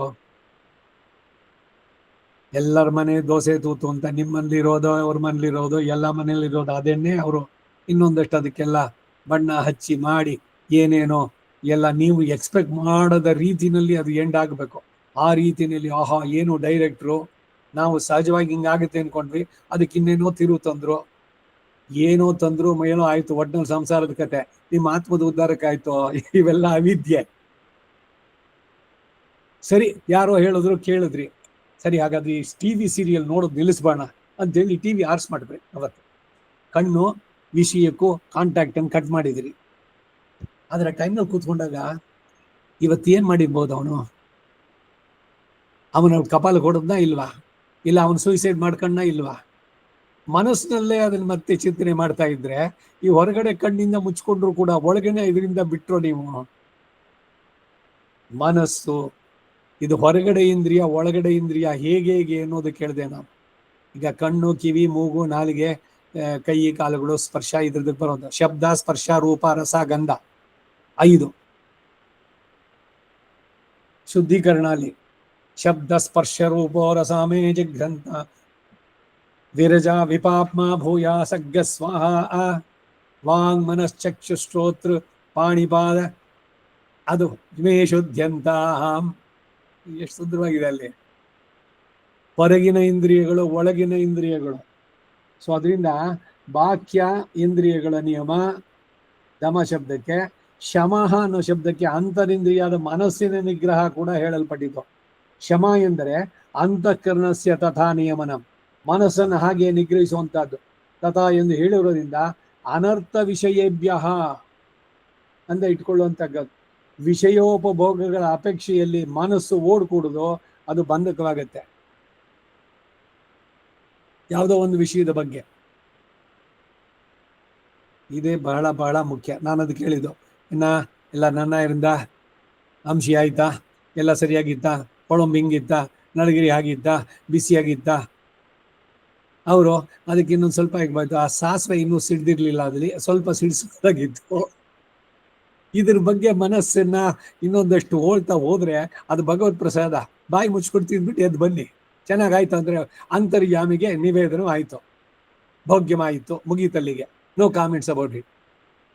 ಇದು ಯಾಕೆ ಬೇಕು ಅಂತಂದ್ರೆ, if you can control your mind, ಅದರ ಬಗ್ಗೆ ಜಾಸ್ತಿ ರಸನೆ, ಅದ್ರ ರುಚಿ, ಅದು ಹಿಂಗಿರ್ಬೇಕಾಗಿತ್ತು, ಅದು ಸ್ವಲ್ಪ ಕಟಕಲಾಗ್ಬಿಡ್ತು, ಅದು ಗರಂ ಅಂತ ಇರ್ಬೇಕಾಗಿತ್ತು, ಬಾಯಿಗೆ ಹಾಕೊಂಡ್ರೆ ಕರಗ ಹೋಗೋಂಗೆ ಇರ್ಬೇಕಾಗಿತ್ತು, ಮೈಸೂರು ಪಾಕು. ಈ ಕಥೆಗಳೆಲ್ಲ ಬೇಡ. ಅದ್ರ ಬಗ್ಗೆ ಹೆಚ್ಚಿಗೆ ತಲೆ ಜಾಸ್ತಿ ಉಪಯೋಗಿಸೋದು ಬೇಡ. ಆಹಾರ ಸ್ವೀಕಾರ ಅಷ್ಟೇ. ಹಾಗಂತ ಏನು ಮಣ್ಣು ಅದ್ರ ತಿನ್ನಿ ಅಂತ ಹೇಳೋಲ್ಲ, ಮಾಡಿ ಚೆನ್ನಾಗಿ ಮಾಡ್ಕೊಂಡು ತಿನ್ನಿ, ಭಗವತ್ ಪ್ರಸಾದ ಸ್ವೀಕಾರ ಮಾಡಿ, ನೋ ಕಾಮೆಂಟ್ಸ್. ಏನು ಅವ್ರು ಬಂದು ಕೇಳ್ತಾರಲ್ಲ, ಮತ್ತೆ ಅವರು ಇನ್ನೊಮ್ಮಮ್ಮ ಎಲ್ಲ ನನ್ನ ಪೆರುಮಾಳ್ಕೆ ಅಂಶಿ ಆಚಿ ಅಂತರ್ಯಾಮಿಗೆ ನಿವೇದನ ಬಹಳ ಚೆನ್ನಾಗಿತ್ತು, ಭೋಗ್ಯವಾಗಿತ್ತು, ಅಲ್ಲಿ ಮುಗೀತು. ಅದು ಔಪಚಾರಿಕ. ಅವರು ಈಗೇನು ಅವ್ರು ಬಂದು ಕೇಳಿದ್ದು, ಇವು ಕೊಳಂಬಿಗೆ ಹೆಚ್ಚಾಗಿ ಉಪ್ಪು ಹಾಕಿದ್ದು ಕಡಿಮೆ ಆಯಿತು, ಇವ್ರು ಹೋಗಿ ಮತ್ತೆ ಅದನ್ನು ರಿಪೇರಿ ಮಾಡಿ ಇನ್ನೊಂದ್ಸಲಿ ಕೊಳಂಬು ತಂದು ಬಡಿಸ್ಬೇಕಾ? ಮಾಡ್ತಾರವ, ಅವ್ರಿಗೆ ಇನ್ನೇನು ಕೆಲಸ ಇಲ್ವೋ? ಏನೋ ಔಪಚಾರಿಕವಾಗಿ ಕೇಳಿದ್ರು, ನೀವು ಎಲ್ಲ ಚೆನ್ನಾಗಿತ್ತು ಅಂತ ಹೇಳಿ, ಅದರಲ್ಲಿ ಹೆಚ್ಚಿಗೆ ಮನಸ್ಸನ್ನ ಕೊಡದೇ ಇರಿ. ಇದಿಷ್ಟೇ ಅಲ್ಲ, ಊಟ ಆದ್ಮೇಲೆ ಊಟ ಹೇಗಿತ್ತು, ಅವರು ಬಡಿಸಿದ್ದು ಬಹಳ ನಿಧಾನ ಆಗೋಯ್ತು, ಎಲ್ಲ ಆರೋಗಿತ್ತು, ಬಿಸಿ ಬಿಸಿಯಾಗಿರ್ಬೇಕಾಗಿತ್ತು. ಇಂದ್ರಿಯ ದಾಸರಾಗಬೇಡಿ ನಾವು. ಕಾಫಿ ಇಲ್ದಿದ್ರೆ ಬೆಳಗ್ಗೆ ನನಗೆ ಇರೋಕ್ಕೆ ಆಗೋಲ್ಲ, ಈ ಎಲ್ಲ ಹುಚ್ಚುತನದಿಂದ ಮೇಲೆ ಕೇರ್ಬೇಕು ನಾವು ಅಧ್ಯಾತ್ಮ ಸಾಧನೆ ನಡೆಸಬೇಕಾದ್ರೆ. ಹಾಗಾದ್ರೆ ಏನೇನು ಓದ್ತೀನಿ, ಒಂದಿಷ್ಟು ಕಾಫಿ ಪುಡಿ ಬಾಯಿಗೆ ಹಾಕೊಳ್ಳಿ, ಒಂಚೂರು ನೀರು ಕುಡೀರಿ, ಆಮೇಲೆ ಒಂಚೂರು ಸಕ್ಕರೆ ಹಾಕೊಳ್ಳಿ, ಏನೋ ಒಂದು ಕಾಫಿ ಕುಡಿದಿದ್ದಾಯ್ತಲ್ಲ, ಆ ಥರ ಅಸಡ್ಡೇನು ಬೇಡ. ಮಾಡ್ಕೊಳ್ಳಿ, ಭಗವಂತನ ಸಮರ್ಪಣೆ ಮಾಡಿ, ಅದು ಹೇಗಿದೆಯೋ ಹಾಗೆ ಸ್ವೀಕಾರ ಮಾಡಿ. ಭಗವಂತನ ಮುಂದೆ ಇಟ್ಟ ಮೇಲೆ ಅದಕ್ಕೆ ಇನ್ಯಾವುದು ಆಡಿಷನ್ಸ್ ಏನು ಹಾಕಬಾರ್ದು. ಇವೆಲ್ಲ ಬಹಿ ಇಂದ್ರಿಯ ಶಮಧಮಗಳಿಗೆ ಪೂರಕವಾಗುವಂತಹದ್ದು, ಸುಮ್ಮನೆ ವ್ಯರ್ಥ ಅಲ್ಲ ಹೇಳಿದ್ದೆಲ್ಲ. ಯಾವಾಗ ನಾವು ನಾಲಿಗೆ ರುಚಿ ಇದು ಇವುಗಳನ್ನು ಬಿಡ್ತೀರೋ, ಹಾಗೇನೆ ಬೇರೆ ಎಲ್ಲ ಮಾತು ಎಲ್ಲದರಲ್ಲೂ ಕೂಡ 5 ಇಂದ್ರಿಯಗಳು, ಅವುಗಳ ಅನರ್ಥ ವಿಷಯೇಭ್ಯ ಅಂತ ಒಟ್ಟಿಗೆ ಸೇರಿಸಿ ಇವರು ಹೇಳಿದ್ದು. ಬೇರೆ ವಿಷಯೋಪಭೋಗಗಳ ಅಪೇಕ್ಷೆಯಲ್ಲಿ ಮನಸ್ಸು ಓಡಕೂಡದು, ಹಿಡಿತಾ ಇರಲಿ ಮನಸ್ಸಿನ ಮೇಲೆ. ಇನ್ನೊಂದು ತುತ್ತು ತಿನ್ಬಹುದು ಅಂತ ಇದ್ದಾಗಲೇ ನಿಲ್ಲಿಸಿ, ತಿನ್ನೋದು ಬೇಡ, ಅದು ತುಂಬ ಚೆನ್ನಾಗಿದೆ, ಹೌದು ಭಗವತ್ ಪ್ರಸಾದವೇನೆ, ಸಕ್ಕರೆ ಪೊಂಗಲ್ ಚೆನ್ನಾಗಿತ್ತು, ಇನ್ನೊಂದು ಸ್ವಲ್ಪ ತಿನ್ಬೋಣ, ಬಹಳ ಅಪರೂಪ. ವಿಶ್ವಾಗತ್ತೆ ಶರೀರಕ್ಕೆ ಹೆಚ್ಚಿಗೆ ತಿಂದರೆ, ಅದು ಸಾತ್ವಿಕವಾಗೋದಿಲ್ಲ. ಸಾತ್ವಿಕವಾದ ಆಹಾರನೇನೆ ಭಗವತ್ ಪ್ರಸಾದನೇನೆ. ವಿಪರೀತವಾಗಿ ತಿಂದ್ರೆ ಏನಾಗತ್ತೆ? ಸೊ ನಿಯಮ ಯಾರು ಮಾಡ್ಕೊಳ್ಬೇಕು? ಅದರಿಂದ ಮನಸ್ಸು ಬೇರೆ ವಿಷಯ ಭೋಗಗಳ ಕಡೆಗೆ ಓಡಬಾರ್ದು, ಅದು ಬಂಧಕವಾಗತ್ತೆ. ಹಾಗಲ್ಲದೆ ಮನಸ್ಸು ತತ್ವಜ್ಞಾನ ಸಂಪಾದನೆಯಲ್ಲಿ, ಪರಮಪುರುಷನ ಧ್ಯಾನ ಮೊದಲಾದ ವಿಷಯಗಳಲ್ಲಿ ಪ್ರವರ್ತಿಸುವುದು ಶ್ರೇಯಸ್ಕರ. ಅದಕ್ಕಾಗಿ ಈ ನಿಯಮನ ಬೇಕು, ಅಂತರಿಂದ್ರಿಯ ಬಾಹ್ಯ ಇಂದ್ರಿಯಗಳ ನಿಯಮನ. ಅದಕ್ಕಾಗಿ ಇಲ್ಲಿ ತಥಾ ಎಂಬ ಪ್ರಯೋಗ. 8ನೆಯ ವಿಷಯ ಸುಖಂ ಅಂದರೆ ಆತ್ಮಾನುಕೂಲ ಅನುಭವ. ಇಲ್ಲಿ ಆತ್ಮ ಶಬ್ದ ದೇಹವನ್ನಾಗ್ಲಿ ಮನಸ್ಸನ್ನಾಗ್ಲಿ ಬೋಧಿಸೋದಿಲ್ಲ, ಜೀವಾತ್ಮನು ಇಲ್ಲಿ ಹೇಳಲ್ಪಟ್ಟಿದ್ದು. ಆತ್ಮೋಜ್ಜೀವನಕ್ಕೆ ಅನುಕೂಲವಾದ ಅನುಭವ ಸುಖ.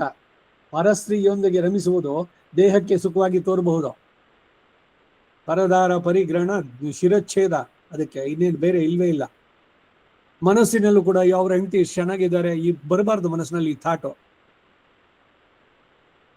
ತಲೆ ಎತ್ತಿ ನೋಡೋದೇ ಬೇಡ, ನೋಡಿದ್ರು ಕೂಡ ಏನಮ್ಮ ಚೆನ್ನಾಗಿದ್ದೀರಾ, ತಾಯಿಯ ಭಾವ ಇರಲಿ, ಅಲ್ಲಿ ಮನಸ್ಸಿನ ಯಾವುದೋ ಕೆಟ್ಟ ಆಲೋಚನೆಗಳು ಬರೋದು ಬೇಡ. ತನ್ನ ಪತ್ನಿ ಒಬ್ಬಳನ್ನ ಬಿಟ್ಟು ಬೇರೆ ಎಲ್ಲರನ್ನು ತಾಯಿಯಾಗಿ ನೋಡು ಅಂತಂದ್ರೆ ಈ ಕಾರಣದಿಂದ ಶುದ್ಧವಾಗಿ ಇಟ್ಕೊಳ್ಳೋದು ಮನಸ್ಸನ್ನು. ಪರಸ್ತ್ರೀಯೊಂದಿಗೆ ರಮಿಸೋದು ದೇಹಕ್ಕೆ ಸುಖವಾಗಿ ತೋರ್ಬಹುದು, ಆದರೆ ಅದು ಸುಖವಾಗೋದಿಲ್ಲ, ನರಕಕ್ಕೆ ಕಾರಣವಾಗುತ್ತೆ. ಯಾರದೋ ಹೆಂಡತಿಯನ್ನು ತಪ್ಕೊಂಡಿಯಲ್ಲ, ಅಲ್ಲಿ ನರಕದಲ್ಲಿ ಹೋದಾಗ ಇಲ್ಲಿ ಒಂದು ಹೆಣ್ಣಿನ ಪ್ರತಿಮೆ, ಲೋಹದ ಪ್ರತಿಮೆ ಮಾಡಿ ಚೆನ್ನಾಗಿ ಕೆಂಪಿಗೆ ಕಾಸ್ಬಿಟ್ಟು ಇನ್ನೊಬ್ಬರ ಹೆಂಡತಿ ತಪ್ಕೋಬೇಕಾದ್ರೆ ಎಷ್ಟು ಆನಂದ ಆಯ್ತಲ್ಲ ನಿನಗೆ, ಹಗ್ಗಿಂಗ್ ಸಂಸ್ಕೃತಿ, ಹೋಗಿ ಇವಾಗ ತಪ್ಕೋ ಅಂತಾರೆ, ಅಲ್ಲಿ ಅನುಭವಿಸ್ಬೇಕು. ಇದು ಸುಮ್ಮನೆ ಹೇಳ್ತಾ ಇಲ್ಲ ನಾನು, ಎಕ್ಸಾಗರೇಷನ್ ಅಲ್ಲ. ಮತ್ತೊಬ್ಬರ ಪತ್ನಿಯನ್ನ ಹೋಗಿ ಅಪ್ಪಿಕೊಂಡರೆ ನರಕದಲ್ಲಿ ಇವನು ಹೋಗಿ ಅದೊಂದು ಅಪ್ಕೋಬೇಕು.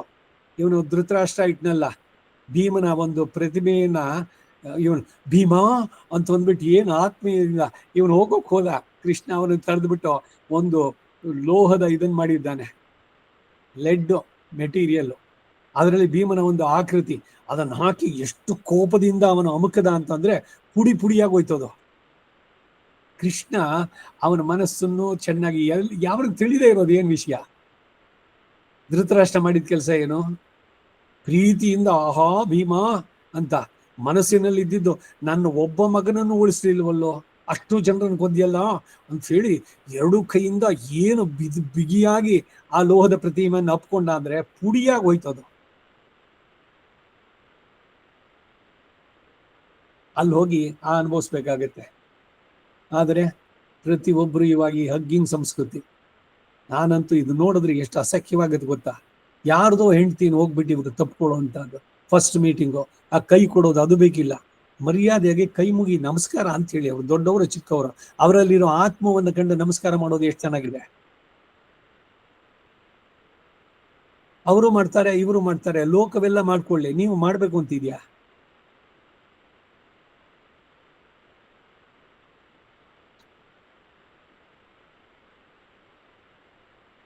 ಪರದಾರ ಪರಿಗ್ರಹ ಮಾನಸಿಕವಾಗಿಯೂ ಕೂಡ ಆಗಬಾರ್ದು.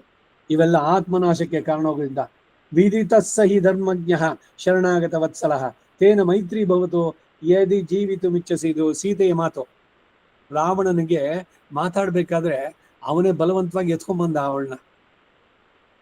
ಬರುತ್ತೆ ರಾಮಾಯಣದಲ್ಲಿ, ನೀವು ಸೀತೆ ಅಪಹರಣದ ವೃತ್ತಾಂತದಲ್ಲಿ ನೋಡಿ. ಅವನ ಜಟಾಯು ಬಂದ, ಇವನನ್ನ ಮಾಡದ, ಅವನ ತಂದಿದ್ದ ರಥ ಎಲ್ಲಾನು ಪುಡಿ ಪುಡಿ ಮಾಡದ, ಎಲ್ಲವೂ ಅಲ್ಲೇ ಇದಾಗಿತ್ತು. ಇವನು ಕತ್ತಿಯಿಂದ ಎರಡನ್ನು ಅವರ ರೆಕ್ಕೆಯನ್ನು ಕತ್ತರಿಸ್ದ. ಬಿದ್ದ ಮೇಲೆ ಸೀತೆಯನ್ನು ಅನಾಮತ್ತಾಗಿ ಎತ್ಕೊಂಡು ಇವನು ಹೊರಗಿದ್ದು ತಗೊಂಡೋಗಿ ಅಶೋಕವನದಲ್ಲಿ ಇಟ್ಟ, ಶಂಶವ ವೃಕ್ಷದ ಕೆಳಗೆ. ರಾವಣ ಬರ್ತಿದ್ದ ಇವಳಿಗೆ ಮೈಯಲ್ಲಿ ನಡುಕ ಇವಳಿಗೆ. ಆಮೇಲೆ ಏನು ಅಂತಂದ್ರೆ, ಒಂದು ಕಡ್ಡಿಯನ್ನ ಇಟ್ಟು ಪರಪುರುಷನ ಜೊತೆ ಕಣ್ಣೆತ್ತಿ ನೋಡಿದ್ದಿಲ್ಲ ಅವಳು. ಹೇಳಿದ್ದೇನು ಗೊತ್ತಾ, ಅವಳ ಔದಾರ್ಯ ನೋಡಿ. ವಿದಿತ ಸಹಿ ಧರ್ಮಜ್ಞ ಶರಣಾಗತ ವತ್ಸಲ. ಲೋಕದಲ್ಲಿ ಎಲ್ರಿಗೂ ಗೊತ್ತಿದೆ, ಸರ್ವಲೋಕ ಶರಣ್ಯಾಯ ಆ ಭಗವಂತ ಅವನು. ತೇನ ಮೈತ್ರಿ ಭವತು ತೇ ಯದಿ ಜೀವಿತು ಮಿಚ್ಛಸಿ. ರಾಕ್ಷಸ ಮನುಷ್ಯನನ್ನ ಮದುವೆ ಆಗೋಕ್ಕಾಗೋಲ್ಲ, ನಿನ್ನ ಪತ್ನಿಯರಲ್ಲಿ ನೀನು ರಮಿಸು. ನಿನಗೊಂದು ವಿವೇಕ ಹೇಳ್ತಾ ಇದ್ದೀನಿ ರಾವಣ, ನೀನು ಉದ್ಧಾರ ಆಗ್ತೀಯ, ನಿನ್ನ ರಾಕ್ಷಸರು ಸೇಫ್ ಆಗಿರ್ತಾರೆ. ಆ ಸರ್ವಲೋಕ ಶರಣಾದ ಅವನ ಜೊತೆ ಫ್ರೆಂಡ್ಶಿಪ್ ಮಾಡ್ಕೋ, ರಾಮನ ಜೊತೆನಲ್ಲಿ. ಯದಿ ಜೀವಿತು ಮಿಚ್ಛಸಿ ಪ್ರಸಾದ ಯಸ್ಸ ಸತ್ವಂ ಚೈನಂ ಶರಣಾಗತ ವತ್ಸಲಂ ಮಾಂಚಾಸ್ಮೈ ಪ್ರಯತೋ ಭೂತ್ವ ನಿರ್ಯಾತ ಇದು ಮರಸಿ. ಇಲ್ಲದಿದ್ರೆ ನೀನು ಒಬ್ಬನೇ ಅಲ್ಲ, ನೀನ್ ಲಂಕೆನ ಪೂರ್ಣ ನಾಶ ಮಾಡ್ಕೊಳ್ತೀಯ. ರಾಮಾಯಣ ಸುಂದರಕಾಂಡ 21ನೇ ಸರ್ಗ 21ನೇ ಶ್ಲೋಕ.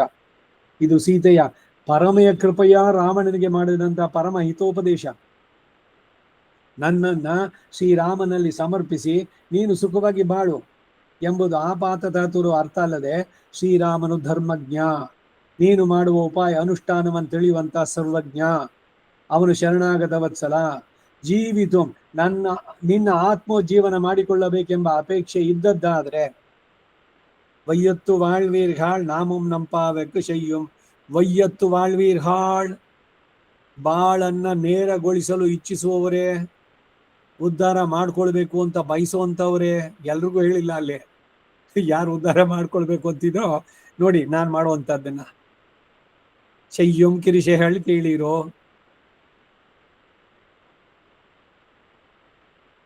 ನಿನ್ನ ಆತ್ಮೋಜ್ಜೀವನ ಮಾಡಿಕೊಳ್ಳುವ ಅಪೇಕ್ಷೆ ಇದ್ದದ್ದಾದ್ರೆ ಆತನನ್ನ ಪ್ರಸನ್ನ ಮಾಡಿಕೋ. ತಸ್ಯ ಚ ವಶೀಕರಣಂ ತತ್ ಶರಣಾಗತಿರೇವ ಅಂತ ಹೇಳಿರೋ ಹಾಗೆ, ಆತನನ್ನ ವಶ ಮಾಡಿಕೊಳ್ಳೋದು ಹೇಗೆ ಅಂದ್ರೆ ಆತನನ್ನು ಶರಣಾಗತಿಯನ್ನು ಮಾಡತಕ್ಕದ್ದು. ಇದು ಶರಣಾಗತಿ ಶಾಸ್ತ್ರ. ರಾಮಾಯಣ ಒಂದೊಂದು ಅಧ್ಯಾಯದಲ್ಲೂ ಶರಣಾಗತಿ ಯಾರ್ಯಾರು ಮಾಡಿದ್ರು ಅನ್ನೋದಿಲ್ಲ, ಇವ್ರ ಬಗ್ಗೆ ತಿಳಿಸ್ತಾರೆ. ಪ್ರಯುತೋ ಭೂತ್ವ, ಆತನ ಎದುರಿಗೆ ದಂಡವತ್ ಪ್ರಣಾಮವನ್ನು ಮಾಡಿ, ದಂಡವತ್ ಸಾಷ್ಟಾಂಗ ಪ್ರಣಾಮವನ್ನು ಮಾಡಿ, ಮಾಂ ಎಂದು ತೋರುವ ಈ ಜೀವಾತ್ಮನನ್ನ ನಿರ್ಯಾತಯಿತು ಮರ್ಹಸಿ, ಆತನ ಸೊತ್ತಾದ ಈ ಜೀವಾತ್ಮನನ್ನ ಇಷ್ಟು ದಿವಸವೂ ಕೂಡ ಚೋರೇಣ ಆತ್ಮಾಪಹಾರಿಣ ಎಂದು ಹೇಳಿರೋ ಹಾಗೆ, ನನ್ನದು ಎಲ್ಲ ನಂದೇ, ಎಲ್ಲ ನಾನೇ ಅನ್ನುವಂಥ ಚೋರ ಕೃತಿಯನ್ನು ಮಾಡಿರೋದ್ರಿಂದ ಆತನ ಸ್ವತ್ತನ್ನ ಪುನಃ ಆತನಿಗೇನೆ ನಿರ್ಯಾತಯಿತು ಮರ್ಹಸಿ, ಹಿಂತಿರುಗಿ ಕೊಟ್ಬಿಡೋದು. ಗೊತ್ತಿಲ್ದಲೇನೋ ಯಾರ ಹತ್ರ ನಾವು ಬ್ಯಾಂಕ್ನಲ್ಲಿ ಪೆನ್ನು ಇಸ್ಕೊಂಡಿದ್ದು, ನಾನು ಸೈನ್ ಮಾಡ್ಕೊಂಡು ಸರ್ ಸ್ವಲ್ಪ ಪೆನ್ ಕೊಡಿ, ಕೊಟ್ರು, ಬರೆದು ಸೈನ್ ಮಾಡಿದ್ಮೇಲೆ ತೆಗೆದು ಜೋಬ್ನಲ್ಲಿ ಇಟ್ಕೊಂಡು ಹೋಗ್ಬಿಟ್ರೆ ಹೆಂಗಿರುತ್ತೆ. ಆಮೇಲೆ ಇವರು ಸ್ವಾಮಿ ನಮ್ಮ ಪೆನ್ ಕೊಟ್ಬಿಟ್ಟು ಹೋಗಿ ಅಂತ. ಇನ್ನು ಅದಕ್ಕೆ ಬುದ್ಧಿವಂತರು ಏನ್ ಮಾಡ್ತಾರೆ, ಇವರು ಕ್ಯಾಪ್ ಅನ್ನು ಕೈನಲ್ಲಿ ಇಟ್ಕೊಂಡು ಪೆನ್ ಮಾತ್ರ ಕೊಟ್ಟಿರ್ತಾರೆ, ಅವ್ನು ತೆಗೆದು ಹಂಗೆ ಜೋಬ್ನಲ್ಲಿ ಇಟ್ಕೊಳಕ್ಕಾಗಲ್ಲ. ಬ್ಯಾಂಕ್ನಲ್ಲಿ ಇವ್ರಿಗೆ ನಿಜವಾದ ಉದ್ದೇಶ ಇರಲಿಲ್ಲ, ಅವ್ರ ಪೆನ್ ತಗೊಂಡು ಹೋಗ್ಬೇಕು ಅಂತ. ಅದು ಸ್ವಭಾವ ಹಾಗೆ ಬಂತು. ತಗೊಂಡು ಬರ್ದಿದ್ಮೇಲೆ ತಕ್ಷಣ ತೆಗೆದು ಜೋಬ್ನಲ್ಲಿ ಇಟ್ಕೊಳ್ಳೋದು. ಆಮೇಲೆ ಅವ್ರು ಅಯ್ಯೋ ಸಾರಿ, ಇದು ನಿಮ್ದ, ತಗೊಳ್ಳಿ.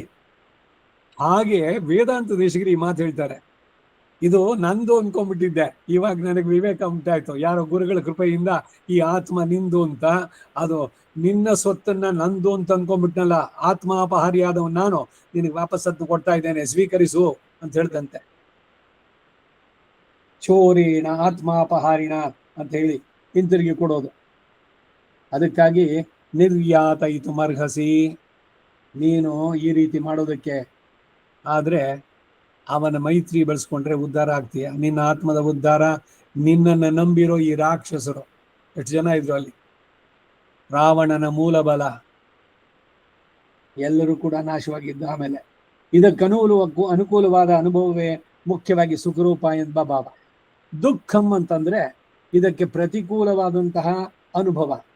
ಪುನಃ ಸಂಸಾರಾದಿಗಳಿಂದಲೂ, ಅದರಿಂದ ಉಂಟಾಗುವ ಕ್ಲೇಶದಿಂದಲೂ, ನರಕದ ಅನುಭವಗಳಿಂದಲೂ ಉಂಟಾಗುವುದೇ ದುಃಖ. ಪುನರಪಿ ಮರಣಂ ಪುನರಪಿ ಜನನಂ ಪುನರಪಿ ಜನನಿ ಜಠರೇಶಯನ. ಮನುಜ ಶರೀರ ಇದೇನು ಸುಖ, ನೆನೆದರೆ ಘೋರ ಇದೇನು ಸುಖ. ಜನನ ಮರಣ ಮಲದ ಕೂಪದಲ್ಲಿದ್ದು ಅನುಭವಿಸೋದು ಇದು ಏನು ಸುಖ. ತುನ್ಬಂ ದುಃಖ, ಇದರಿಂದ ಬಿಡಿಸುವ ಭಗವಂತನ ಪ್ರಾರ್ಥನೆ ಮಾಡಬೇಕು. ಸಂಸಾರ ಸಾಗರವ ದಾಟಿಸೋ ತಂದೆ, ಸಂಸಾರ ಸಾಗರಂ ಘೋರಂ ಅನಂತ ಕ್ಲೇಶ. ಎಲ್ಲಾರು ಯಾರು ಒಬ್ರು ಹೇಳಿದಾರ ಸಂಸಾರದಲ್ಲಿ ಸುಖ ಇದೆ ಅಂತ? ಬರೀ ಭ್ರಮೆ.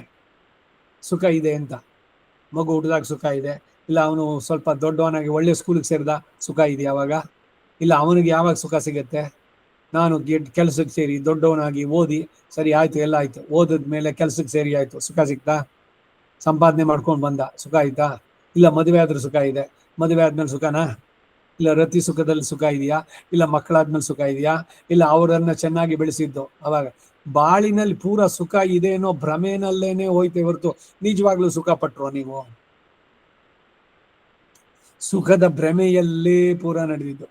ಯಾಕೆ ಅಂತಂದ್ರೆ ಇದು ದುಃಖ ಮೂಲ, ದುಃಖಜನ್ಯ, ದುಃಖದಿಂದಲೇ ಉಂಟಾಗಿದ್ದು ಸಂಸಾರ. ಸಂಸರತಿ, ಒಂದು ಜನ್ಮದಿಂದ ಇನ್ನೊಂದು ಜನ್ಮಕ್ಕೆ ಓಡಿ ಓಡಿ ಪಲ ಪಿರಪ್ಪಂ ಪಿರಂದು ಪಾಡಿ ಆಡಿ ಪಲ್ ವಳಿಯೇರಿ ಕಂಡೀರ್. ಒಂದು ಜನ್ಮದಿಂದ ಇನ್ನೊಂದು ಜನ್ಮಕ್ಕೆ ಓಡಿದ್ರಿ ನೀವು. ಯಾವ ಒಬ್ಬ ಆಳ್ವಾರು ಯಾರು ಹೇಳಿದ್ದುಂಟಾ ಈ ಹೆಂಡತಿ ಮಕ್ಕಳು ಇವ್ರ ಜೊತೆನಲ್ಲಿ ಎಲ್ಲ ಸಂತೋಷವಾಗಿದ್ದ?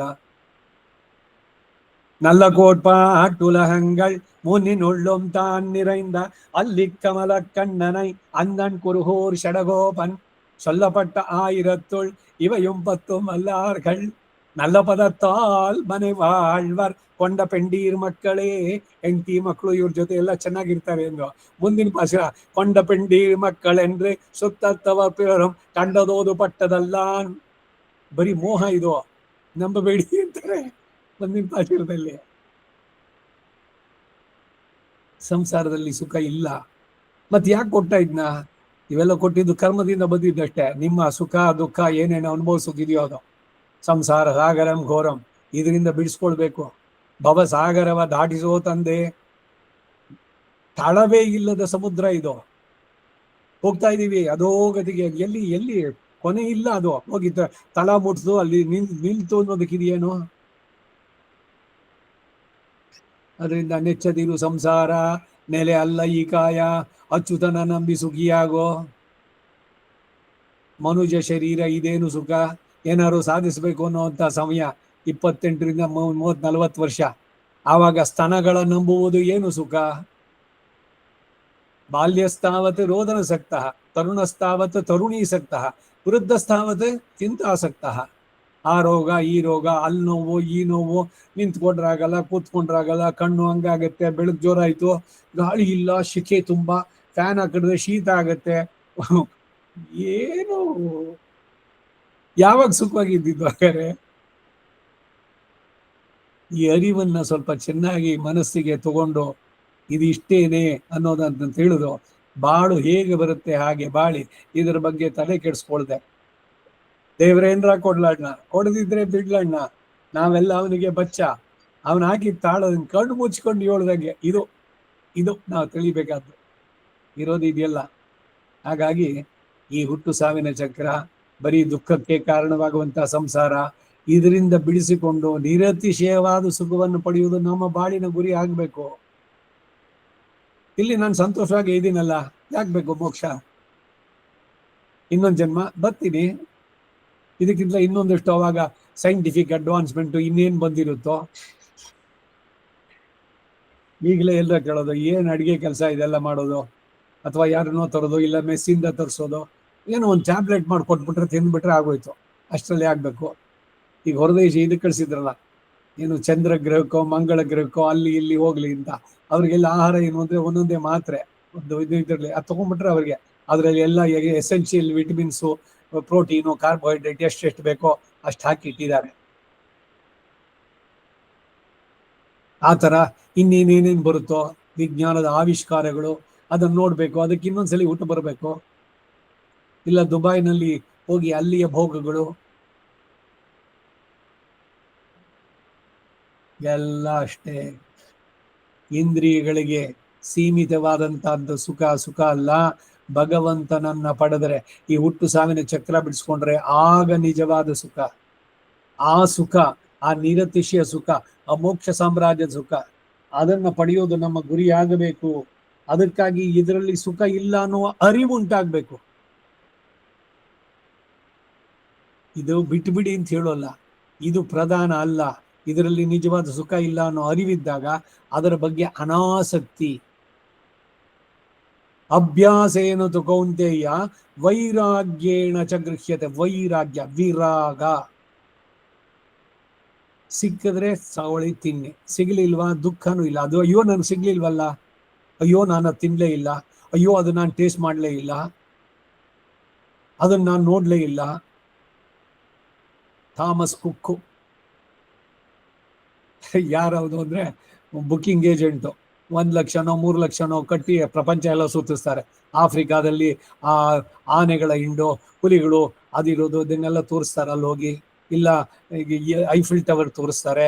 ಈ ಇಟಲಿ, ಅದು ರೋಮನ್ ಇರುತ್ತೆ ಏನಿತ್ತು, ಆ ಪಳೆ ಉಳಿಕೆಗಳು, ಮರ ಬಿದ್ದು ಬಿಲ್ಡಿಂಗ್ ಎಲ್ಲ ಅರ್ಧಂಬರ್ಧ ಬಿದ್ದಿರೋದು, ಅದು ಇದು ತೋರಿಸೋದು. ನಾವು ಪೀಸಾ ಓರೆಯಾಗಿರೋ ಗೋಪುರ ಅದನ್ನು ನೋಡೋದು. ಪ್ರಪಂಚ ಸುತ್ತಬೇಕು. ಏನು ಎಲ್ಲ ಸುತ್ಕೊಂಡ್ಬಂದ್ಮೇಲೆ ಭಗವಂತ ದರ್ಶನ ಆಯ್ತಾ?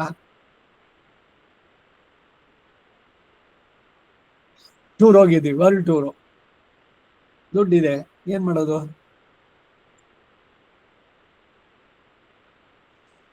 ಭಗವಂತನ ತಿಳಿಬೇಕು ಅನ್ನೋ ಬೈಕ್ ಯಾಕೆ ಬರೋಲ್ಲ? ಈ ಫ್ಲೈಟ್ಗಳು ಅದು ಇದರಲ್ಲಿ ಅವರೇ ಕಂಡಕ್ಟೆಡ್ ಟೂರ್ ಎಲ್ಲ ಅವರೇ ಮಾಡ್ಬಿಡ್ತಾರೆ. ವೀಸಾ ತಗೊಳ್ಳೋದು ಪ್ರತಿಯೊಂದು ಅಷ್ಟೇ. ನೀವು ಪಾಸ್ಪೋರ್ಟ್ ಇದನ್ನ ಕೊಟ್ಬಿಟ್ಟು ಅವ್ರು ಹೇಳಿರೋ ದುಡ್ಡು ಕೊಟ್ಬಿಡಿ, ಇಂಥ ದಿವಸ ಬನ್ನಿ ಅಂದ್ರೆ 15 ದಿವಸ ಏನು ಪರ್ಮನೆಂಟ್ ಸುತ್ತಿಸ್ತಾರೆ ಅಂತಿಲ್ಲ. ಅಷ್ಟು ದಿವಸಕ್ಕೆ ಎಷ್ಟೋ, ಅದಕ್ಕೆ ಅಷ್ಟು ಲಕ್ಷ ಕೊಡಿ, ಸುತ್ಕೊಂಡು ಬನ್ನಿ.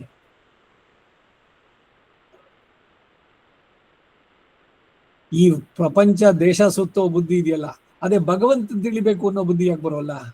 ಬೇರೆ ಬೇರೆ ವಿಷಯಗಳನ್ನ ನೋಡೋಣ, ಇತಿಹಾಸ, ಪುರಾಣಗಳು, ಅವುಗಳಲ್ಲಿ ಏನಿದೆ, ಸ್ಮೃತಿಗಳಲ್ಲಿ ಏನು ಹೇಳಿದೆ, ಅವನನ್ನು ಪೂರ್ಣವಾಗಿ ತಿಳಿಯೋಕ್ಕಾಗತ್ತಾ? ಇಲ್ಲ. ಇನ್ನೂ ತಿಳಿಯೋಣ. ಒಂದೊಂದು ಸಲ ಕೇಳಿದ್ದು ಬಹುದಾ ಶ್ರೋತವ್ಯಂ, ಮತ್ತೆ ಕೇಳೋಣ, ಕೇಳಿದ್ದನ್ನೇ ಕೇಳೋಣ. ರಾಮಾಯಣ ಪುನಃ ನಿತ್ಯಪಾರಾಯಣ ಮತ್ತೆ ಓದೋಣ. ಪಟ್ಟಾಭಿಷೇಕ ಆಯ್ತು, ಪುಸ್ತಕ ತೆಗೆದು ಇಟ್ಬಿಡಿ, ಮುಗಿದೋಯ್ತು ಅಷ್ಟೇ. ಇದೇನು ಹ್ಯಾರಿ ಪಾಟರ್ ಪುಸ್ತಕನ? ಯಾವುದನ್ನ ಪ್ರತಿ ಇದರಲ್ಲಿ ನಾವು ಪುನಃ ಅನುಸಂಧಾನ ಮಾಡಬೇಕು. ಸೊ ಹೀಗೆ ಇವೆಲ್ಲ ವಿವೇಕದಿಂದ ನಾವು ಎಲ್ಲವನ್ನ ನೋಡಬೇಕು.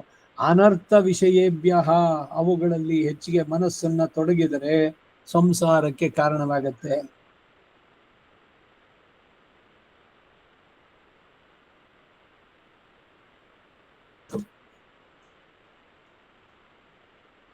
ಅನರ್ಥ ವಿಷಯೇಭ್ಯ, ಭೋಗಗಳ ಅಪೇಕ್ಷೆಯಲ್ಲಿ ಮನಸ್ಸು ಓಡುಕೂಡುವುದು. ಯಾಕೆಂದ್ರೆ ಇವೆಲ್ಲ ನಮಗೆ ಪುನಃ ಸಂಸಾರಕ್ಕೆ ಕಾರಣವಾಗತ್ತೆ, ಬಂಧಕವಾಗತ್ತೆ. ಹಾಗಲ್ಲದೆ ಮನಸ್ಸು ತತ್ವಜ್ಞಾನ ಸಂಪಾದನೆಯಲ್ಲಿ ಪರಮಪುರುಷನ ಧ್ಯಾನ ಮೊದಲಾದ ವಿಷಯಗಳಿಗೆ ಪ್ರವರ್ತಿಸೋದು ಶ್ರೇಯಸ್ಕರ. ಅದಕ್ಕಾಗಿ ಇಲ್ಲಿ ತತ ಅಂತ ಹೇಳಿದ್ದು. ಸುಖಂ ಅಂದ್ರೆ ಆತ್ಮಾನುಕೂಲ ಅನುಭವ. ಇಲ್ಲಿ ಆತ್ಮ ಶಬ್ದ ದೇಹವನ್ನಾಗ್ಲಿ ಮನಸ್ಸನ್ನಾಗ್ಲಿ ಬೋಧಿಸಿದ್ದಲ್ಲ, ಜೀವಾತ್ಮನನ್ನೇ ಇಲ್ಲಿ ಹೇಳಿದ್ದು. ಆತ್ಮೋಜ್ಜೀವನಕ್ಕೆ ಅನುಕೂಲವಾದಂತಹ ಅನುಭವ ಅದು ಸುಖ. ವಿದಿತ ಸಹಿ ಧರ್ಮಜ್ಞ ಶರಣಾಗತ ವತ್ಸಲ. ಸೀತೆ ಮಾತಿದ್ದು ಹೇಳಿದ್ನಲ್ಲ, ಈ ಜಾಗದಲ್ಲಿ ನಿಲ್ಸ್ಕೊಂಡಿರೋಣ. ಸೀತೆಯ ಹುಲ್ಲುಕಡ್ಡಿಯನ್ನಿಟ್ಟು ತೃಣವನ್ನ ಮಧ್ಯದಲ್ಲಿಟ್ಟು ರಾವಣನಿಗೆ ಪರಮಹಿತವನ್ನು ಬೋಧಿಸಿದ್ದು, ಅವನಿಂದ ಅಷ್ಟೆಲ್ಲ ಇದಕ್ಕೆ ಕಾರಣವಾಗಿದ್ದು ಕೂಡ ತನಗೆ ದುಃಖ ನೋವು, ಪತಿಯಿಂದ ಬೇರೆ ಇದಾಗುವಂಥದ್ದು, ಬಲವಂತವಾಗಿ ಅವನು ಕರ್ಕೊಂಡು ಬಂದಿದ್ದು ಎಲ್ಲ ಅದಕ್ಕಾಗಿ. ಸೊ ದುಃಖದ ವರ್ಣನೆ ಬಂದಾಗ ಯಾಕೆ ಇಷ್ಟೆಲ್ಲ ಹೇಳ್ಬೇಕಾ ಅಂತ ಒಂದು ಸಂದೇಹ ಬರ್ಬೋದು ನಿಮ್ಗೆ. ಅದರಲ್ಲಿ ದುಃಖ ಇದೆ ಅನ್ನೋದು ಚೆನ್ನಾಗಿ ತಿಳಿಸಿ ಹೇಳಿದ್ರೇನೆ ಅದರ ಬಗ್ಗೆ ನಿಮ್ಗೆ ಅನಾಸಕ್ತಿ ಬೆಳೆಸ್ಕೊಳ್ಳೋದಕ್ಕೆ ಸಾಧ್ಯವಾಗುತ್ತೆ. ಹಾಗಾದ್ರೆ ತಿಂದೆ ಇರೋದಕ್ಕಾಗತ್ತೋ, ಅಥವಾ ವಸ್ತ್ರ ಆಸನವಾಸನಗಳು, ಶರೀರ ಇರೋ ಅಷ್ಟು ದಿವಸ ಬೇಕಲ್ಲ ನಮಗೆ. ತಿನ್ನೋದು ತಿನ್ನಿ, ಆದ್ರೆ ಇಂಥದ್ದೇ ಆಗಬೇಕು, ಹೀಗೆ ಇರಬೇಕು ಅನ್ನೋದು ಬೇಡ. ಆ ರೀತಿ ಮನಸ್ಸನ್ನ ಇವತ್ತಿದು ಇದ್ನು ಮೃಷ್ಟಾನ್ನ ಭೋಜನ ಸುಖ, ನಾಳೆ ತಿಥಿ ಊಟ, ನಾಡಿದ್ದು ಉಪವಾಸ, ಹೀಗೆ ಸಂಧಿ ಇದೆ ಅನ್ನ ಋಣ. ನಮ್ಮ ಕರ್ಮದ ಪ್ರಕಾರ ಸುಖವೋ ದುಃಖವೋ, ಬರೀ ಸುಖವ ಇದೆಯಾ ಇಲ್ಲ ಬರೀ ದುಃಖನ ಇದೆಯಾ? ಅಪ್ಪತ್ತಿದ್ರೆ ಡೌನ್ ಇದೆ, ಡೌನ್ ಇಳಿದ್ರೆ ಅಪ್ಪತ್ತಿ ಮುಂದೆ ಕತ್ತಬೇಕು. ಅದು ವಿಧಿ ನಿಯಮ, ಎರಡೂ ಕೂಡ ಶಾಶ್ವತ ಅಲ್ಲ. ಆದ್ರಿಂದ ಈ ದ್ವಂದ್ವಗಳಿಂದ ಅತೀತರಾಗಬೇಕು. ಬರೋದೆಲ್ಲ ನಮ್ಮ ಕರ್ಮದ ಪ್ರಕಾರ. ಇವೆಲ್ಲ ಮನಸ್ಸಿನಲ್ಲಿ ಇಟ್ಕೊಂಡೆ ಅವ್ರು ಹೇಳಿದ್ರು, ಯದ್ಯದ್ ಭವ್ಯಂ ಭವತು ಭಗವನ್ ಪೂರ್ವ ಕರ್ಮಾನುರೂಪಂ. ಪೂರ್ವ ಕರ್ಮದ ಪ್ರಕಾರ. ಮೊನ್ನೆ ಯಾರ್ದೋ ಒಂದು ಇದ್ರಲ್ಲಿ ಮಾತಾಡ್ಬೇಕಾದ್ರೆ ಚರ್ಚಿನಲ್ಲಿ ಒಬ್ರು ಅದ್ವೈತಿ ಅವರು, ಹರಿಣಾಪಿ ಹರೇಣಾಪಿ, ಯಾರು ಮಾಡಲ್ಲ, ಅವಶ್ಯಂ ಅನುಭೋಕ್ತವ್ಯಂ ಪ್ರಾರಬ್ಧ ಕರ್ಮ. ನಾವು ಮಾಡಿದ ಪ್ರಕಾರ ಇದೆಲ್ಲ ಅವಶ್ಯವಾಗಿ ಅನುಭವಿಸ್ಬೇಕಾದದ್ದೇ, ಏನು ಮಾಡೋಕ್ಕಾಗಲ್ಲ. ಏನು ಮಾಡೋಕ್ಕಾಗದಿದ್ಮೇಲೆ ಅವನು ಯಾಕೆ ಬೇಕು? ಹರಿನೂ ಆಗ್ಲಿ ಅಥವಾ ಹರನೇ ಆಗ್ಲಿ. ಈಗೇನು ವಿಷಯ ಅಂತಂದ್ರೆ ಸಮಯ ಜಾಸ್ತಿ ಆಯ್ತು, ಆದ್ರೂ ಕೂಡ ಒಂದು ಇದು ಶುರು ಮಾಡಿದ್ರೆ ಅದಕ್ಕಾಗಿ ಹೇಳ್ತೀವಿ. ಕರ್ಮವೇ ಪ್ರಧಾನವೋ ಭಗವಂತ ಪ್ರಧಾನವೋ? ಎಲ್ಲವೂ ಕರ್ಮದ ರೀತಿಯ ನಡೆಯುತ್ತೆ. ಅವ್ನು ನ್ಯೂಟನ್ ಹೇಳ್ದ, ಮೂರನೆಲ್ಲ action and reaction are equal and opposite. ಒಂದು ಚೆಂಡನ್ನ ನೀವು ನೆಲಕ್ಕೆ ಹೊಡೆದ್ರೆ ಎಷ್ಟು ಜೋರಾಗಿ ಹೊಡಿತಾರೋ ಅಷ್ಟೇ ಜೋರಾಗಿ ಅದರ ಆಪೋಸಿಟ್ ಡೈರೆಕ್ಷನ್ ಬರುತ್ತದೆ. ಇದು ಕರ್ಮ ಸಿದ್ಧಾಂತ.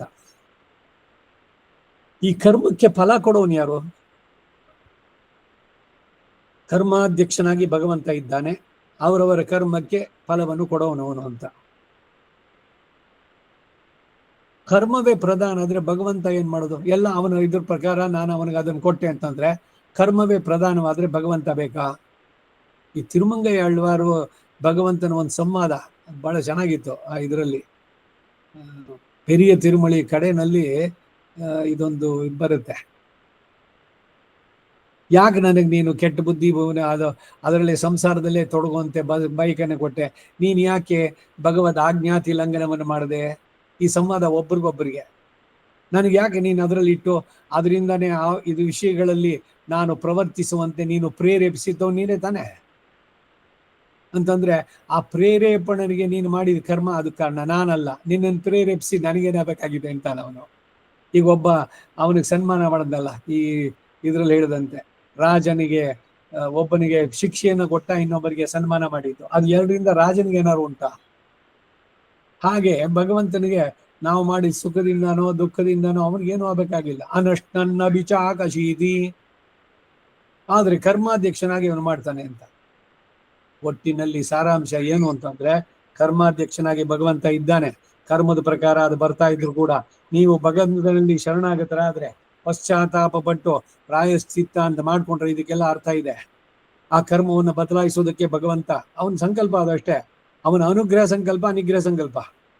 ಈಗ ಒಬ್ಬನಿಗೆ ನಾನು ಅವನಿಗೆ ಶಿಕ್ಷೆ ಕೊಡಬೇಕು ಅಂತ ಮಾಡಿದ್ದೆ, ಅಷ್ಟರಲ್ಲಿ ಅವ್ನು ಬಂದು ಕ್ಷಮಾಪಣೆ ಕೇಳ್ಬಿಟ್ಟು ನಾನು ಇನ್ನೊಂದ್ಸಲಿ ಈ ತರ ಮಾಡೋಲ್ಲ, ನನ್ನಿಂದ ತಪ್ಪಾಯ್ತು, ದಯವಿಟ್ಟು ನನ್ನ ಕ್ಷಮಿಸಿ ಅಂತ ಅಂದ್ಬಿಟ್ಟು ಇನ್ನೊಂದು ಕಾಲಿಟ್ಕೊಂಡ್ರೆ ಆಲ್ ರೈಟ್ ಯುವರ್ ಎಕ್ಸ್ಕ್ಯೂಸ್ ಅಂತ ಇವ್ನು ಮಾಡೋಲ್ವೇ ಲೌಕಿಕವಾಗಿ? ಹಾಗೆ ಭಗವಂತ ಒಬ್ಬನನ್ನ ಶಾಸ್ತ್ರಕ್ಕೆ ವಿರುದ್ಧವಾಗಿ ಮಾಡಿದ ಕೆಲಸಕ್ಕೆ ನಿಗ್ರಹಿಸ್ತೇನೆ ಅಂತ ಅವನ ಸಂಕಲ್ಪ, ಅದೇನೇ ಪಾಪ. ಅವನು ಅನುಗ್ರಹಿಸಿದ್ರೆ ಅದು ಪುಣ್ಯ. ಸೊ ಪುಣ್ಯ ಪಾಪದ ಫಲಗಳನ್ನು ಕೊಡುವಂಥವನು ಭಗವಂತ. ಪಾಪದವನ್ನ ಮಾಡಿದ್ದನ್ನ ಅವನು ಬದಲಾಯಿಸೋದಕ್ಕೆ ಅವನಿಗೆ ಶಕ್ತಿ ಇಲ್ವೋ? ಅವನು ಸರ್ವಸ್ವತಂತ್ರ, ಅವನು ಯಾವುದರಿಂದನೂ ಬಂಧಿಸಲ್ಪಟ್ಟವನಲ್ಲ. ನೀವು ಶರಣಾದರೆ, ಪ್ರಾಯಶ್ಚಿತ್ತವನ್ನು ಮಾಡಿದ್ರೆ, ಪ್ರಾಯಶ್ಚಿತ್ತಾನಿ ಅಶೇಷಾಣಿ ತಪಃ ಕರ್ಮಾತ್ಮಕಾನಿ ವೈ ಯಾನಿ ತೇಷಾಂ ಅಶೇಷಾಣ ಶ್ರೀಕೃಷ್ಣಾನುಸ್ಮರಣಂ ಪರಂ. ಪ್ರಾಯಶ್ಚಿತ್ತಕ್ಕೂ ಅರ್ಥ ಇದೆ, ಆದರೆ ಪ್ರಾಯಶ್ಚಿತ್ತ ಇದೆ ಅಂತ ಬರೀ ತಪ್ಪುಗಳನ್ನೇ ಮಾಡಬಾರ್ದು, ಇನ್ನೊಂದ್ಸಲ ತಪ್ಪು ಮಾಡಬಾರ್ದು. ಹಾಗೆ ಮಾಡಿ ಭಗವಂತನಲ್ಲಿ ಪ್ರಾರ್ಥನೆ ಮಾಡಿದ್ರೆ ಅವನು ಈ ಕರ್ಮದ ಇದನ್ನು ಬದಲಾಯಿಸೋದಕ್ಕೆ ಸಾಧ್ಯ. ಇದು ನಮ್ಮ ಸಿದ್ಧಾಂತ. ಸಾಮಾನ್ಯವಾದ ರೂಟ್ ಅದು, ಪ್ರಾರಬ್ಧ ಕರ್ಮ ಅನುಭವಿಸ್ಬೇಕಾದ್ದು ಅಂತ. ನೀವು ವಿಶೇಷವಾಗಿ ಭಗವಂತನಲ್ಲಿ ಪ್ರಾರ್ಥನೆ ಮಾಡಿದ್ರೆ ಅವನು ಬದಲಾಯಿಸೋದಕ್ಕೂ ಸಾಧ್ಯ. ಇದು ನಮ್ಮ ಸಂದೇಶ. ಈ ಜಾಗದಲ್ಲಿ ನಿಲ್ಸ್ಕೊಂಡಿರೋಣ, ಒಂದೊಂದೇ ಇದು ಮಾಡಿದ್ದು. ಮುಂದೆ ನಾಳೆ ದಿವಸ ಮುಂದುವರ್ಸೋಣ. ವಸುದೇವ ಸುತಂ ದೇವಂ ಕಂಸ ಜಾಣೂರಮರ್ದನಂ ದೇವಕೀ ಪರಮಾನಂದಂ ಕೃಷ್ಣಂ ವಂದೇ ಜಗದ್ಗುರುಂ ಅತಸಿ ಪುಷ್ಪ ಸಂಕಾಶಂ ಹಾರನೋಪರಶೋಭಿತಂ ರತ್ನಕಂಕಣಕೇಯೂರಂ ಕೃಷ್ಣಂ ವಂದೇ ಜಗದ್ಗುರುಂ ಕುಟಿಲಾಲಕ ಸಂಯುಕ್ತಂ ಪೂರ್ಣಚಂದ್ರ ನಿಭಾನನಂ ವಿಲಸತ್ಕುಂಡಲಧರಂ ದೇವಂ ಕೃಷ್ಣಂ ವಂದೇ ಜಗದ್ಗುರುಂ ಮಂದಾರಗಂಧ ಸಂಯುಕ್ತಂ ಚಾರುಹಾಸಂ ಚತುರ್ಭುಜಂ ಬರೀಪಿಂಚಾವಚೂಡಾಂಗಂ ಕೃಷ್ಣಂ ವಂದೇ ಜಗದ್ಗುರುಂ ಉತ್ಫುಲ್ಲ ಪದ್ಮೋತ್ರಾಕ್ಷಂ ನೀಲಜೀಮೋತ್ಸನ್ನಿಭಂ ಯಾದವಾನಾಂ ಶಿರೋರತ್ನಂ ಕೃಷ್ಣಂ ವಂದೇ ಜಗದ್ಗುರುಂ ರುಕ್ಮಿಣೀಕೇಶ ಸಂಯುಕ್ತಂ ಪೀತಾಮ್ರಸಶೋಭಿತಂ ಅವಾಪ್ತ ತುಳಸೀಗಂಧಂ ಕೃಷ್ಣಂ ವಂದೇ ಜಗದ್ಗುರುಂ ಗೋಪಿಕಾನಾಂ ಕುಜದ್ವಂದಂ ಕುಂಕುಮಾಂಕಿತವಕ್ಷಸಂ ಶ್ರೀನಿಕೇತಂ ಮಹೇಶ್ವಾಸಂ ಕೃಷ್ಣಂ ವಂದೇ ಜಗದ್ಗುರುಂ ಶ್ರೀವತ್ಸಾಂಗಂ ಮಹೋರಸ್ಕಂ ವನಮಾಲಾ ವಿರಾಜಿತಂ ಶಂಖಚಕ್ರಧರಂ ದೇವಂ ಕೃಷ್ಣಂ ವಂದೇ ಜಗದ್ಗುರುಂ ಕೃಷ್ಣಾಷ್ಟಕಮಿದಂ ಪುಣ್ಯಂ ಪ್ರಾತಃ ಉತ್ಥಾಯ ಪಠೇತ್ ಕೋಟಿ ಜನ್ಮಕೃತಂ ಪಾಪಂ ಸ್ಮರಣೇನ ವಿನಶ್ಯತಿ. ಕವಿತಾರ್ಕಿಕ ಸಿಂಹಾಯ ಕಲ್ಯಾಣ ಗುಣಶಾಲಿನೇ ಶ್ರೀಮತೆ ವೆಂಕಟೇಶಾಯ ವೇದಾಂತ ಗುರವೇ ನಮಃ. ವಾದಿದ್ಯುಪಶಿರೋಭಂಗ ಪಂಚಾನ್ನ ಪರಾಕ್ರಮಃ ಶ್ರೀಮಹಾನ್ ವೆಂಕಟನಾಥಾರ್ಯಶ್ಚಿರಂ ವಿಜಯತಾಂ ಭವಿ. ಶ್ರೀಮತೆ ನಿಗಮಾಂತ ಮಹಾದೇಶಿಕಾಯ ನಮಃ. ಶ್ರೀ ವಿಜಯ ರಾಘವಾಚಾರ್ಯಾಯ ನಮಃ. ಈ ಪುಸ್ತಕ ಪ್ರಿಂಟ್ ಆಗಿದ್ದು 1952 ನಲ್ಲಿ. ನಮಸ್ಕಾರ. ಸಂಕಲ್ಪ ಚಾರ್ಟ್ ಇರ್ಕಮ್ಮ ಏನ ಸಂಕಲ್ಪ ಚಾರ್ಟ್ ಸಂಕಲ್ಪ ಅಮಾವಾಸ್ಯೆ ಬಂದಿರ್ಕನ್ನ ಸರಿ. இந்த அமாவாசை ಸಂಕ್ರಮಣ ತೀರ್ಥ ಅದೇ ಸಂಕಲ್ಪ ಅப்புறமா ಇಂಪಾರ್ಟೆಂಟ್ ಫೆಸ್ಟಿವಲ್ ಎಲ್ಲ. ಓ ಎಸ್ ಅನುಕೂಲ. ಓಕೆ ನಮಸ್ಕಾರ ಮ್ಯಾಮ್.